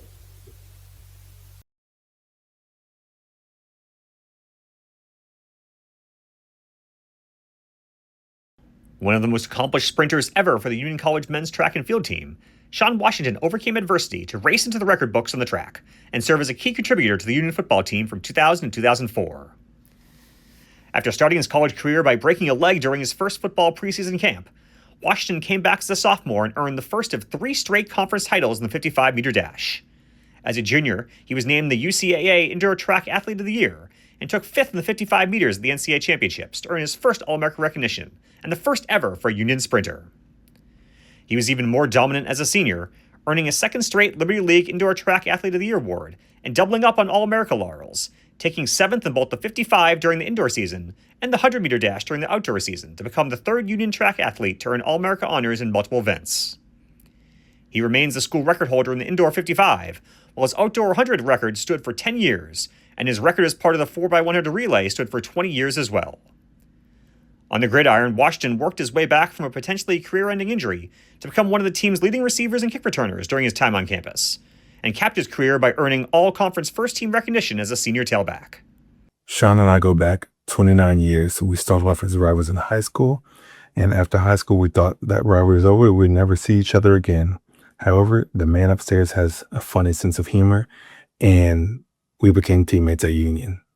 You know, Sean is a very humble, quiet family man, a man of few words. However, once he steps on that track or on that football field, he turns into a beast. If you haven't seen him play or haven't seen him run, Sean is a once-in-a-lifetime athlete, probably one of the best pound-for-pound athletes that have ever graced Union's campus. You know, he was also a very true teammate, willing to sacrifice his body on a football field and on a track to help the team get a W. You know, Sean could run a 1, he could run a 2, he could long jump, he could triple jump, 4x1, 4x2, 4x4. He did it all. He was like the Swiss Army knife for track and field. We had a running joke of, you know, sometimes kids would show up late before we go to a track meet in the bus, but the Hawk would always ask, is Sean on the bus? If Sean's on the bus, we're good to go. We know Hawk would never leave anybody behind, but that was one of the running jokes because Sean could literally beat other teams by himself with the points he could garner from track meets. He is well deserving of this honor and this induction into the Hall of Fame for Union College, and I don't think anybody else would be more appreciative than he is. I want to welcome him, my brother, no longer a rival, but my brother for life, Sean, to the Union College Hall of Fame. Good afternoon, everyone. Now, I could probably sit here for several hours telling multiple stories about Sean, but I made a promise to him that I would try to stay on task and also not divulge any of our, we'll call them, trade secrets. You know, for the last 3 decades, I've had the privilege of getting to witness Sean's extraordinary journey. Now, with that being said, that's given me a very unique perspective onto who he is and also while we're here celebrating here today. You know, from the very first day we lined up together, our freshman year in high school, I knew there was something special about him. Now, initially, I thought it was the old school Thurman Thomas face mask, but after the first play from scrimmage, I quickly realized that wasn't the case. Pound for pound, Sean is one of the fastest and strongest people I've ever met in my life. Even to this day, I would stack him against anybody that's out there right now. I mean, I bet you right now, if you ask him to run a 40, I'd say he'd probably beat 90, I'll go 98% of the room right now. But, putting aside Sean's God-given abilities, what made Sean special was how he carried himself. Even as a teenager, he showed a level of discipline and focus that most people spend a lifetime trying to find. What I've always admired about Sean wasn't his talents. Though, his talents are why we're here today. It was the consistency of his character. The way he treated teammates like family, the way he made everyone around him better. This is not only talking about being a leader, but actually showing it up on the field. It made him just special. That's just the bottom line. He is just special. One of the other things I can say I love about that man is the way he's constantly pushing people. And that's even to this day. The people around him can tell you, he does not want anyone to just settle for mediocrity. He wants you to push yourself. And if he's got to sit there and crack the whip, he's going to do that.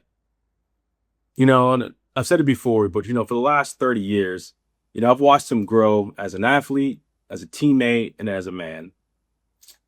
And I can say with absolute certainty that the qualities that made him great on the field, great on the track, are the same qualities that make him great in life.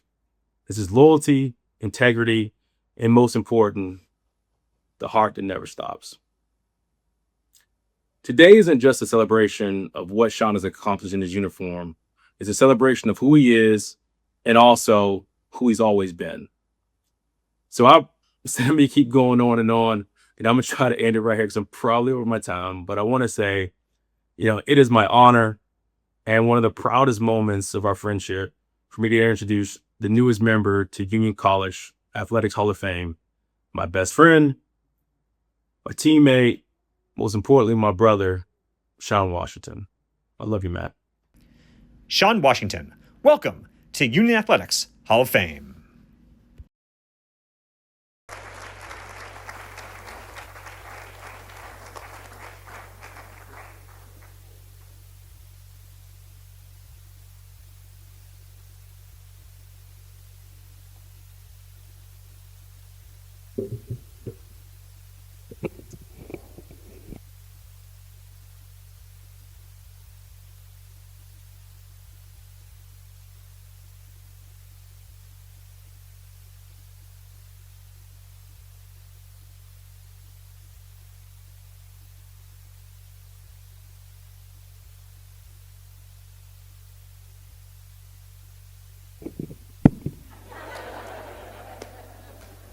The real hero of today.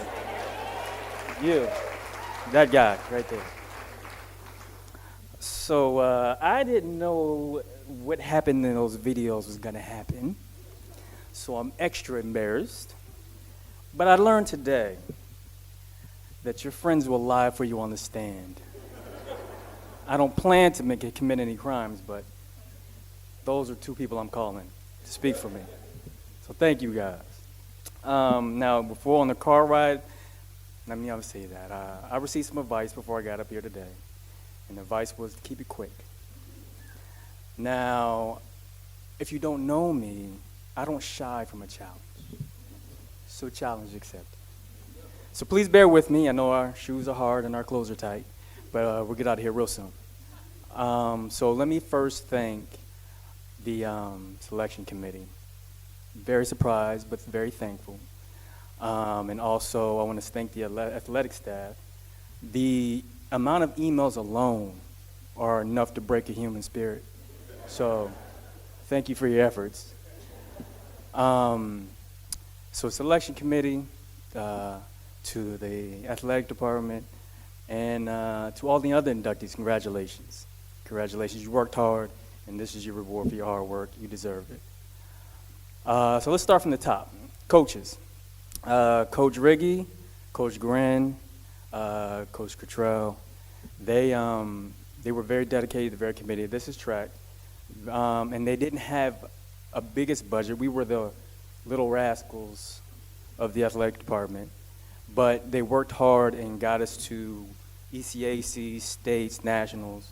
They did a lot, and they did it with a little. So they deserve all that and more. And the most important part is they were calm and they were patient. There were times where they had to convince us to work a little harder. They took us to Vermont in April with a high of 40 degrees.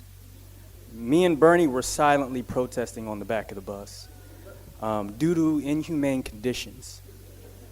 But he came to the back of the bus and said, look, it's the start of a season. You need to get one under your belt, so get out there and run. Like, okay, we can do it, coach. So without warming up, without stretching, we took our clothes, we took off our uniforms on the bus, waited till the race started, ran to the start line, ran right back on the bus.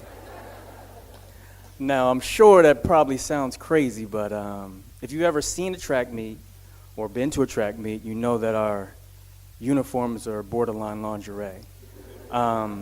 They aren't meant to keep you warm, so I'm sure you can understand of our complaints. So we thank those coaches. And next, Coach Aldino, Coach Brown, Coach G, Coach Irv, may he rest in peace.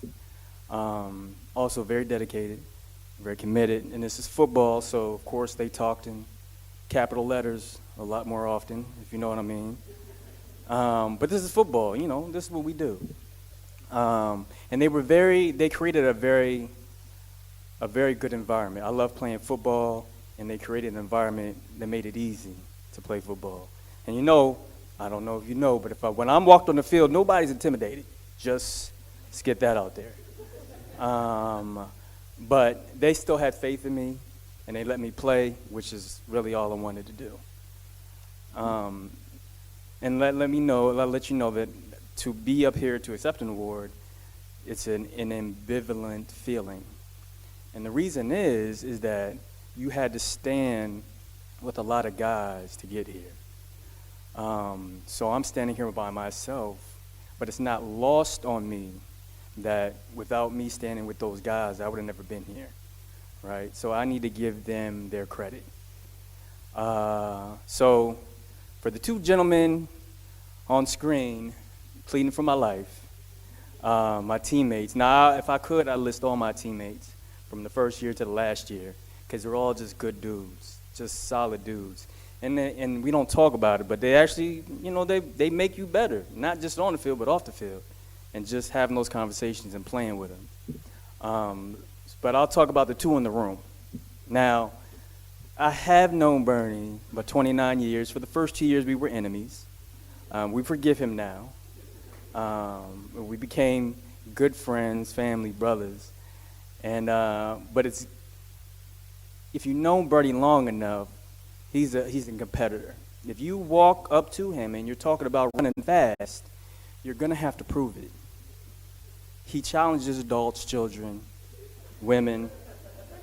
If he's in wingtips or flip-flops, he wants to race. So beware. Don't challenge him to any races because he will accept it. I think he's retired now. You've aged out? Okay, he's good now. But just solid all the way, on and off the field. And the same with Patrick. Now, I've known him 30 years, and we've been running track and playing football since '96. And I did the math. I pulled out a calculator because 30 years sounds ridiculous when you say it out loud. But we've been playing and running for a very long time, and we both had that in common, which was sports. But outside of that, he loved to compete just as much as I did, and he was desperate to play football just as much as I was. So just based on that, it was kindred spirits. And we played ball, ran track, and played ball even when we shouldn't have. His uncle, yeah, you remember. We one off season when we were, finished playing football, but it was coming up on the new season. His uncle asked us, if we wanted to play in a flag football game with older gentlemen. And to this day, it's the most violent game of football I've ever played in. And I'm not joking. His uncle said, look, they play tough. I'm like, oh, they're in their 40s, 50s? No problem, we're in college. We go to the gym. And we eat it upper class. It's no problem, man. Patrick was trying to run routes. He was getting mugged in broad daylight. It was really hard. It was violated. He was violated that day. I got blindsided. Again, flag football. And I lay there on the ground and I watched the air escape my body and probably a few tablespoons of my soul. But I got up quick because you can't let them see fear. And we played and it turns out those flags were more of a suggestion. We're at the worst decoration. But we had a good time, man. We left, external blood, internal blood, all of it. But it was a fun time. But we learned a lesson. So if you ever get asked to play with older men, get your affairs in order. That's the lesson of today. Now to speak about my family, which is the force behind why I do anything. Are you familiar with the phrase, assaulted with love and support? Now, I say assaulted to convey the intensity for how they support you, minus the violence. But they show up, and they show up loud, and they show up in numbers. And they're going to take you. It doesn't matter what you did. It could be this ceremony or a well-executed peanut butter and jelly sandwich. You're going to hear a roar from the crowd, from them, because they support you that much. And I appreciate them for that, because they're always the same. They don't turn down the volume. The volume's always on max. The light's always on. They're going to show up and show out the way they do. So I love them for that. And behind that, of course, there's always one ringleader. That's my mother. She led these incursions of support and love. But she did it in style.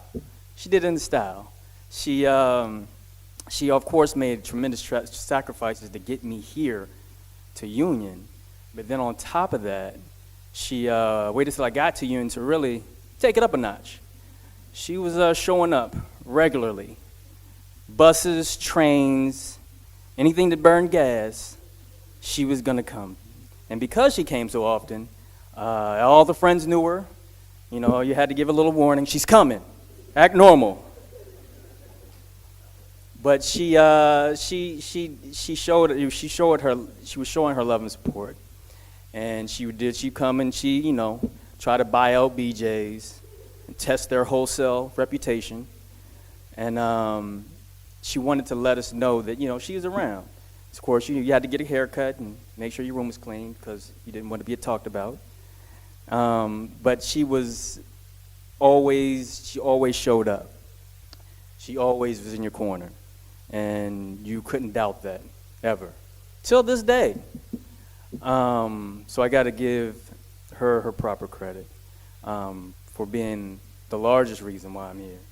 Of the birth, obviously. Let's call it what it is. And to all, mothers. Mothers do a lot, so we have to give them the credit. So happy belated Mother Day to all the mothers. But yeah, so we thank her. We're appreciative. We're thankful. And I want to say for all those who are here along the journey, friends, family. I almost forgot the training staff. Apologies. Jill. Yes. Jill, Cheryl, especially the training staff. Steve. When I got hurt freshman year, this is the first day of contact, and third day in, that didn't bode well for the future. But they helped me get back because the defense turned my leg into puzzle pieces. But they helped me. They worked with me for months to get me back in shape and to get me back ready to play. And I'm sure they were tired of me. I'm sure, trying to beat me into that ice bucket which I hated and I still hate, but it was necessary. But again, to all the people along the journey, friends, family, coaches, trainers, teammates, Frat, 2 A's and a big old 5, and to everybody else who supported quietly and then I didn't know supported. Thank you, really. Like, if it wasn't for everything you did, I would never have been able to do anything I did. So thank you. I appreciate it and I'm grateful. So thank you.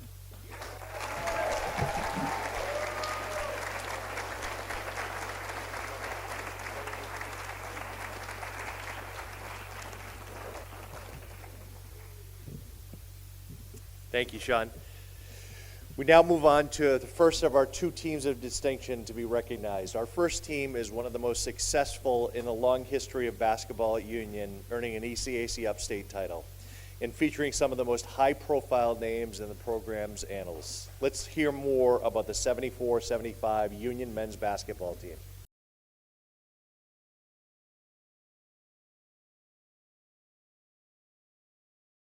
The 1974-75 men's basketball team is one of the finest squads in the long history of basketball at Union, posting a 20-4 record to tie for 4th in the program's single-season wins list.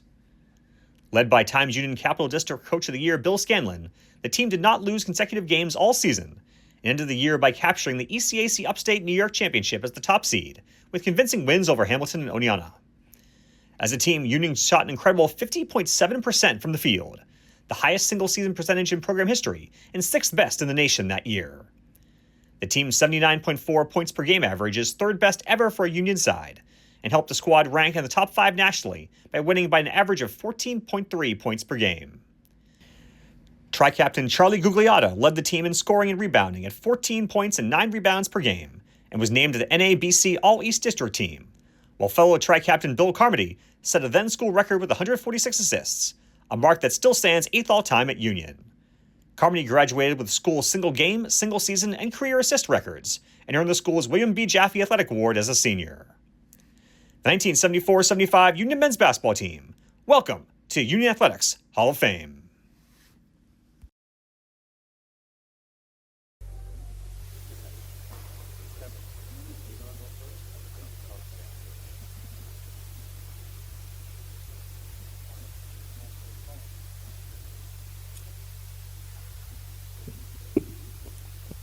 First of all, I'd like to congratulate all the inductees.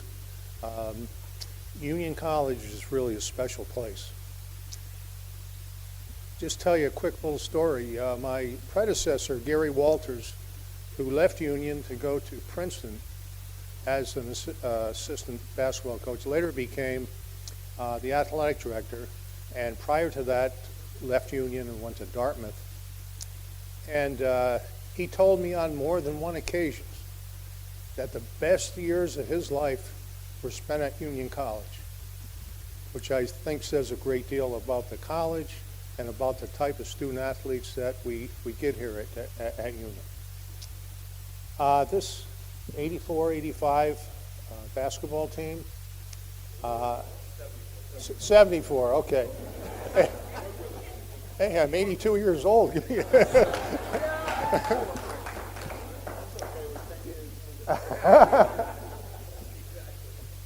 But this team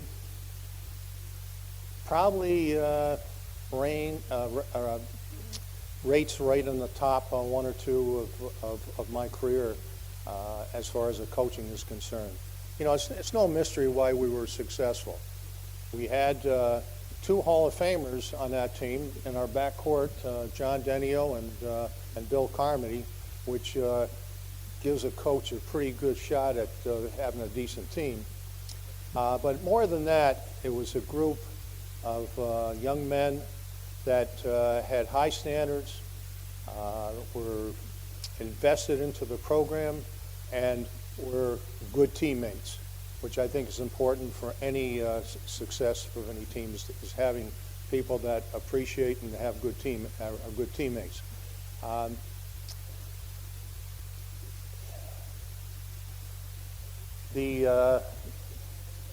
This award for this team is well deserved, and I think it was a great choice. I thank Jim McLaughlin for the leadership that he has provided over the athletic department over the years. I know that Coach Murphy has done a really good job with the team now, and any of you guys have anything to say? Thank you. Oh, there was just a second. Go ahead.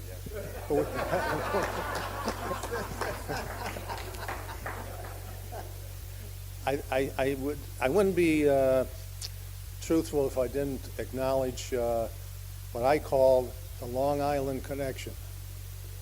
4 or 5 of these guys were from Long Island, and really good players and good people and good students. So come on, Kevin, bail me out. Coach, that reminds me of my career playing there. Every time we'd get a big enough lead and you'd look down and say, hey, come on up. By the time I got up there, if we lost a basket or 2, I would go back and sit down. And that's how we end up finishing 20-4 for our 2 consecutive years. Coach's first 2 years as head coach, he goes 20-4, 20-4, and we win the ECAC championship. So how about that for a legacy which then continued for, I guess you're one of the 4 who've coached for more than 25 years at Union. So we were very lucky to have this guy as our coach and as our leader. And that's why I think each of these guys would tell you that, and all of them have had great success and achievement both personally and professionally. But I think they would all point to the time that they spent playing for Bill, playing for each other, and playing for Union College as a key component, a cornerstone, a foundation for the success that they achieved. I know that when Jim's predecessor, Val Belmonte, started it, the Hall of Fame, we had a mission statement that talked about obviously success on the athletic fields, but also contributions to the Union College community. And I can't imagine any team or any group that really fulfilled that mission statement any better than these guys right here, both during their time at the college and since. I was struck at looking, when I was watching Steve's video, if you looked at all of those pictures, you noticed one thing, and I think that was unique about this team, and that is that field house was packed and rocking every night. It wasn't just Brian coming over from Niskayuna. And now we had an advantage. We had 18 Denios coming in the back door of the field house and 11 Carmodys coming up from Jersey, maybe in the front door, and on and on. But this was a group that really, I think, connected with the college community. I think 4 of them met the loves of their life at Union, and that just shows you how connected as a team and as individuals we were to the campus and the campus to the team. So it's pretty cool to have had the opportunity to come back together this weekend and to reminisce a bit and to be able to share that moment with each other and with you all here this afternoon. So we thank you very much for that.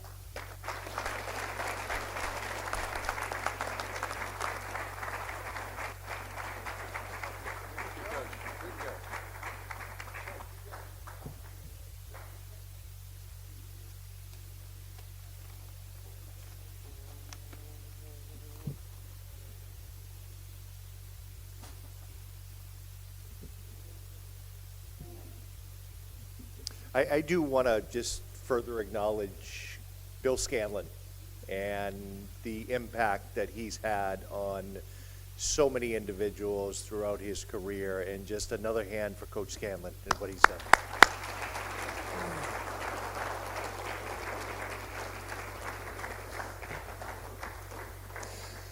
Our final team has laid the foundation for the success that we've seen in our women's athletics programs over the last several years. We're grateful for all they went through and grateful that they're back here. Let's learn more about the 74-75 Trailblazers team.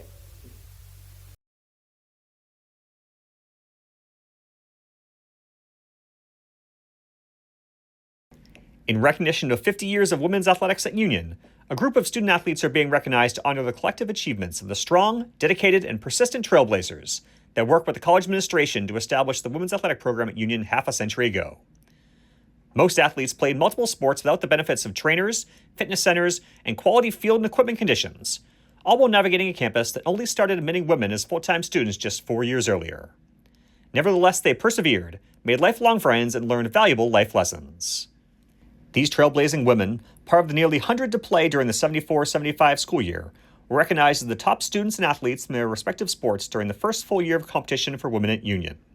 They were named Team Most Valuable Players and Captains, earned the Duchess Award for Academic and Athletic Excellence, promoted their teams through articles and photos in the Concordiensis, and represented their school with pride. Guided by Director of Women's Athletics Sheila Weaver and Equipment Manager Bob Ridings, these women and their teammates contributed to the infancy of women's athletics at Union in many ways, and helped pave the way for the many athletic and academic successes achieved by women at Union in the half-century since. The 1974-75 Union Women's Athletics Trailblazers. Welcome to the Union Athletics Hall of Fame.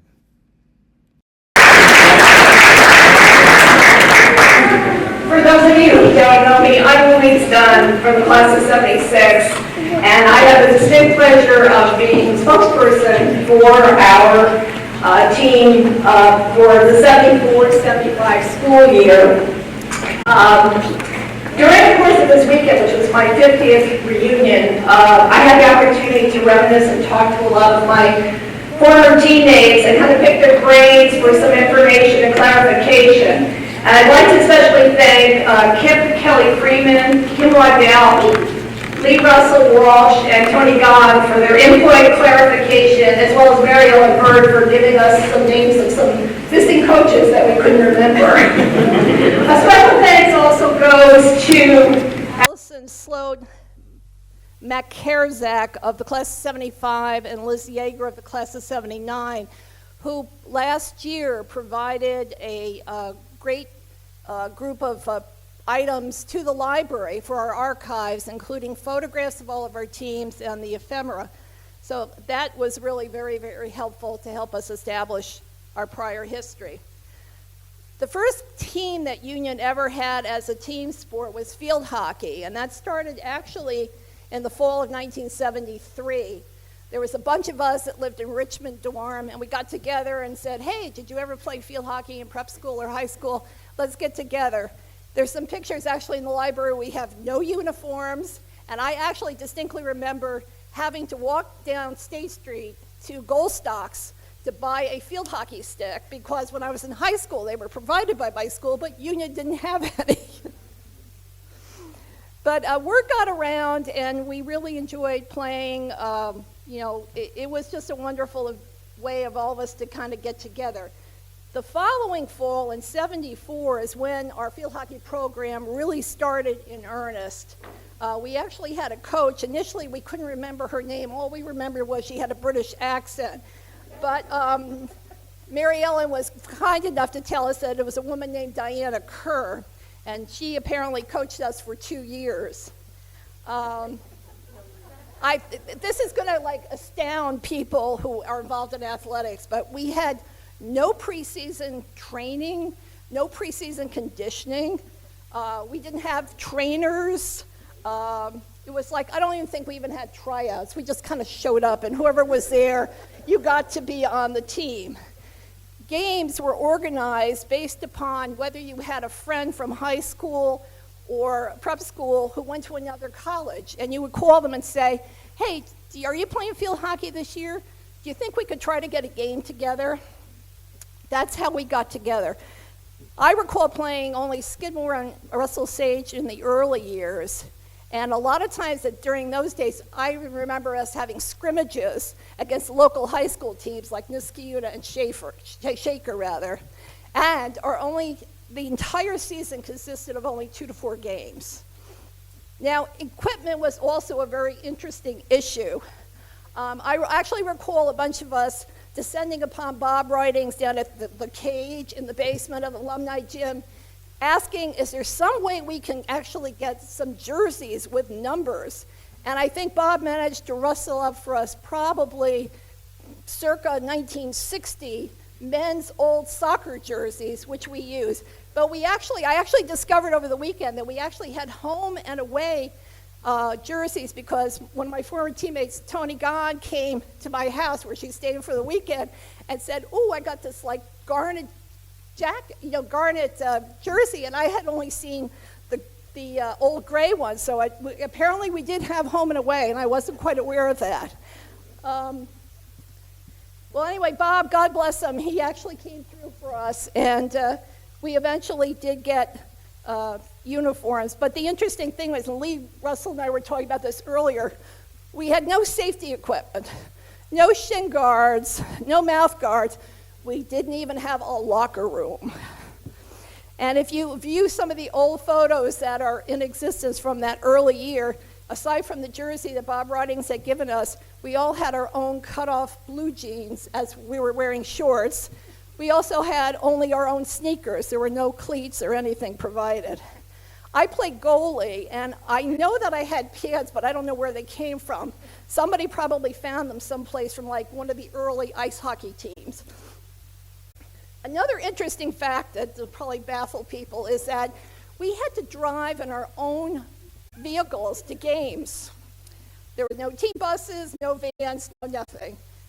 Sometimes we actually had to get these caravans going, 3 or 4 cars, and we were reminiscing this morning I was with Tony about how she took some kind of a shortcut to get to Smith College for a field hockey game. We kind of got in trouble because we were a lot earlier and everybody else was a lot later or something like that. I can't remember.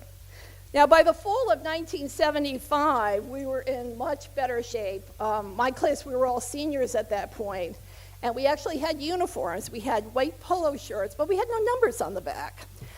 We were given the pleated garnet and gray skirts, kilts, and we had cleats, and by then the college was actually providing hockey sticks. We actually had the same coach for the second year.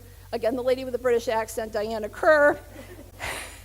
And again, our season only consisted of 3 to 5 games, but we were now playing other schools like Colgate and Castleton State in Vermont.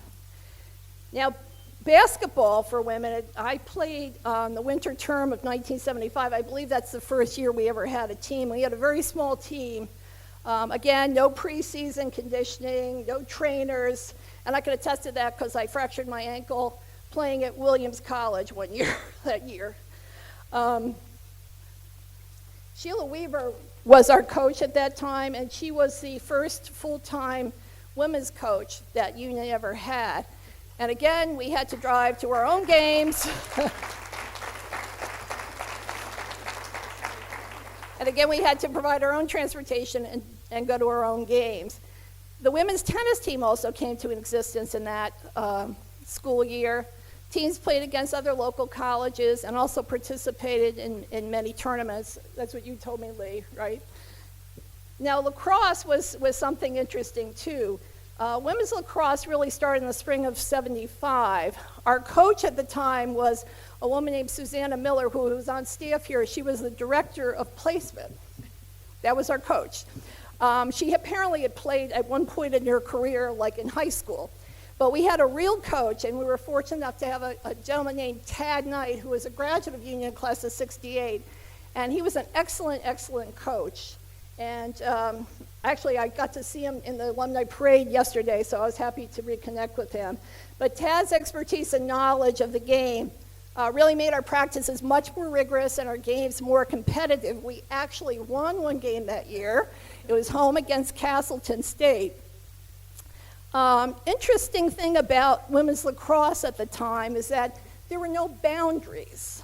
And I know you find that difficult to believe, but players would run through the crowd if that's the way the play went.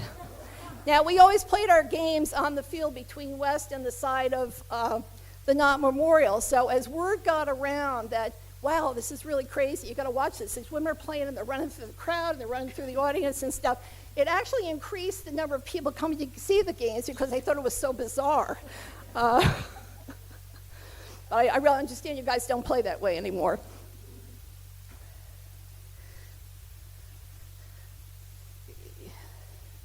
Unfortunately, that year we did not have any wins, but I think our ability to really understand the game and play better certainly went a long way, especially with Tad being our coach. Now, it's really important to note that around this time, Title IX came into existence, and that was the federal civil rights law that prohibited sex-based discrimination in education, and that included sports. So coupling that law with the increase in women on campus here, many of who had athletic backgrounds from high school or prep schools and who wanted to continue their playing careers, there was a demand for women's sports, and Union was obliged to do something about it to foster this. Today, Union has many women athletic teams that have won Liberty League championships and made NCAA tournament appearances, such as this year's women's lacrosse team. These great outcomes all started with a group of women who, while not greatly accomplished as athletes, I don't even think I would make a single team, quite frankly, if I was playing today. These are student athletes who really enjoyed the games. They wanted the camaraderie, they wanted the life lessons learned from playing the sports, and many of us have made lifelong friendships out of it. Back in the early 70s, I think it was, there's a cigarette company called Virginia Slims, and they had a motto, which was, "You've come a long way, baby." Now, I know that using cigarettes as an analogy is probably not the best thing to do at an athletic Hall of Fame meeting, but I'd like to paraphrase that and say to all the women athletes out there, you've come a long way, baby, because we've come a long way. And we really helped you. Thank you.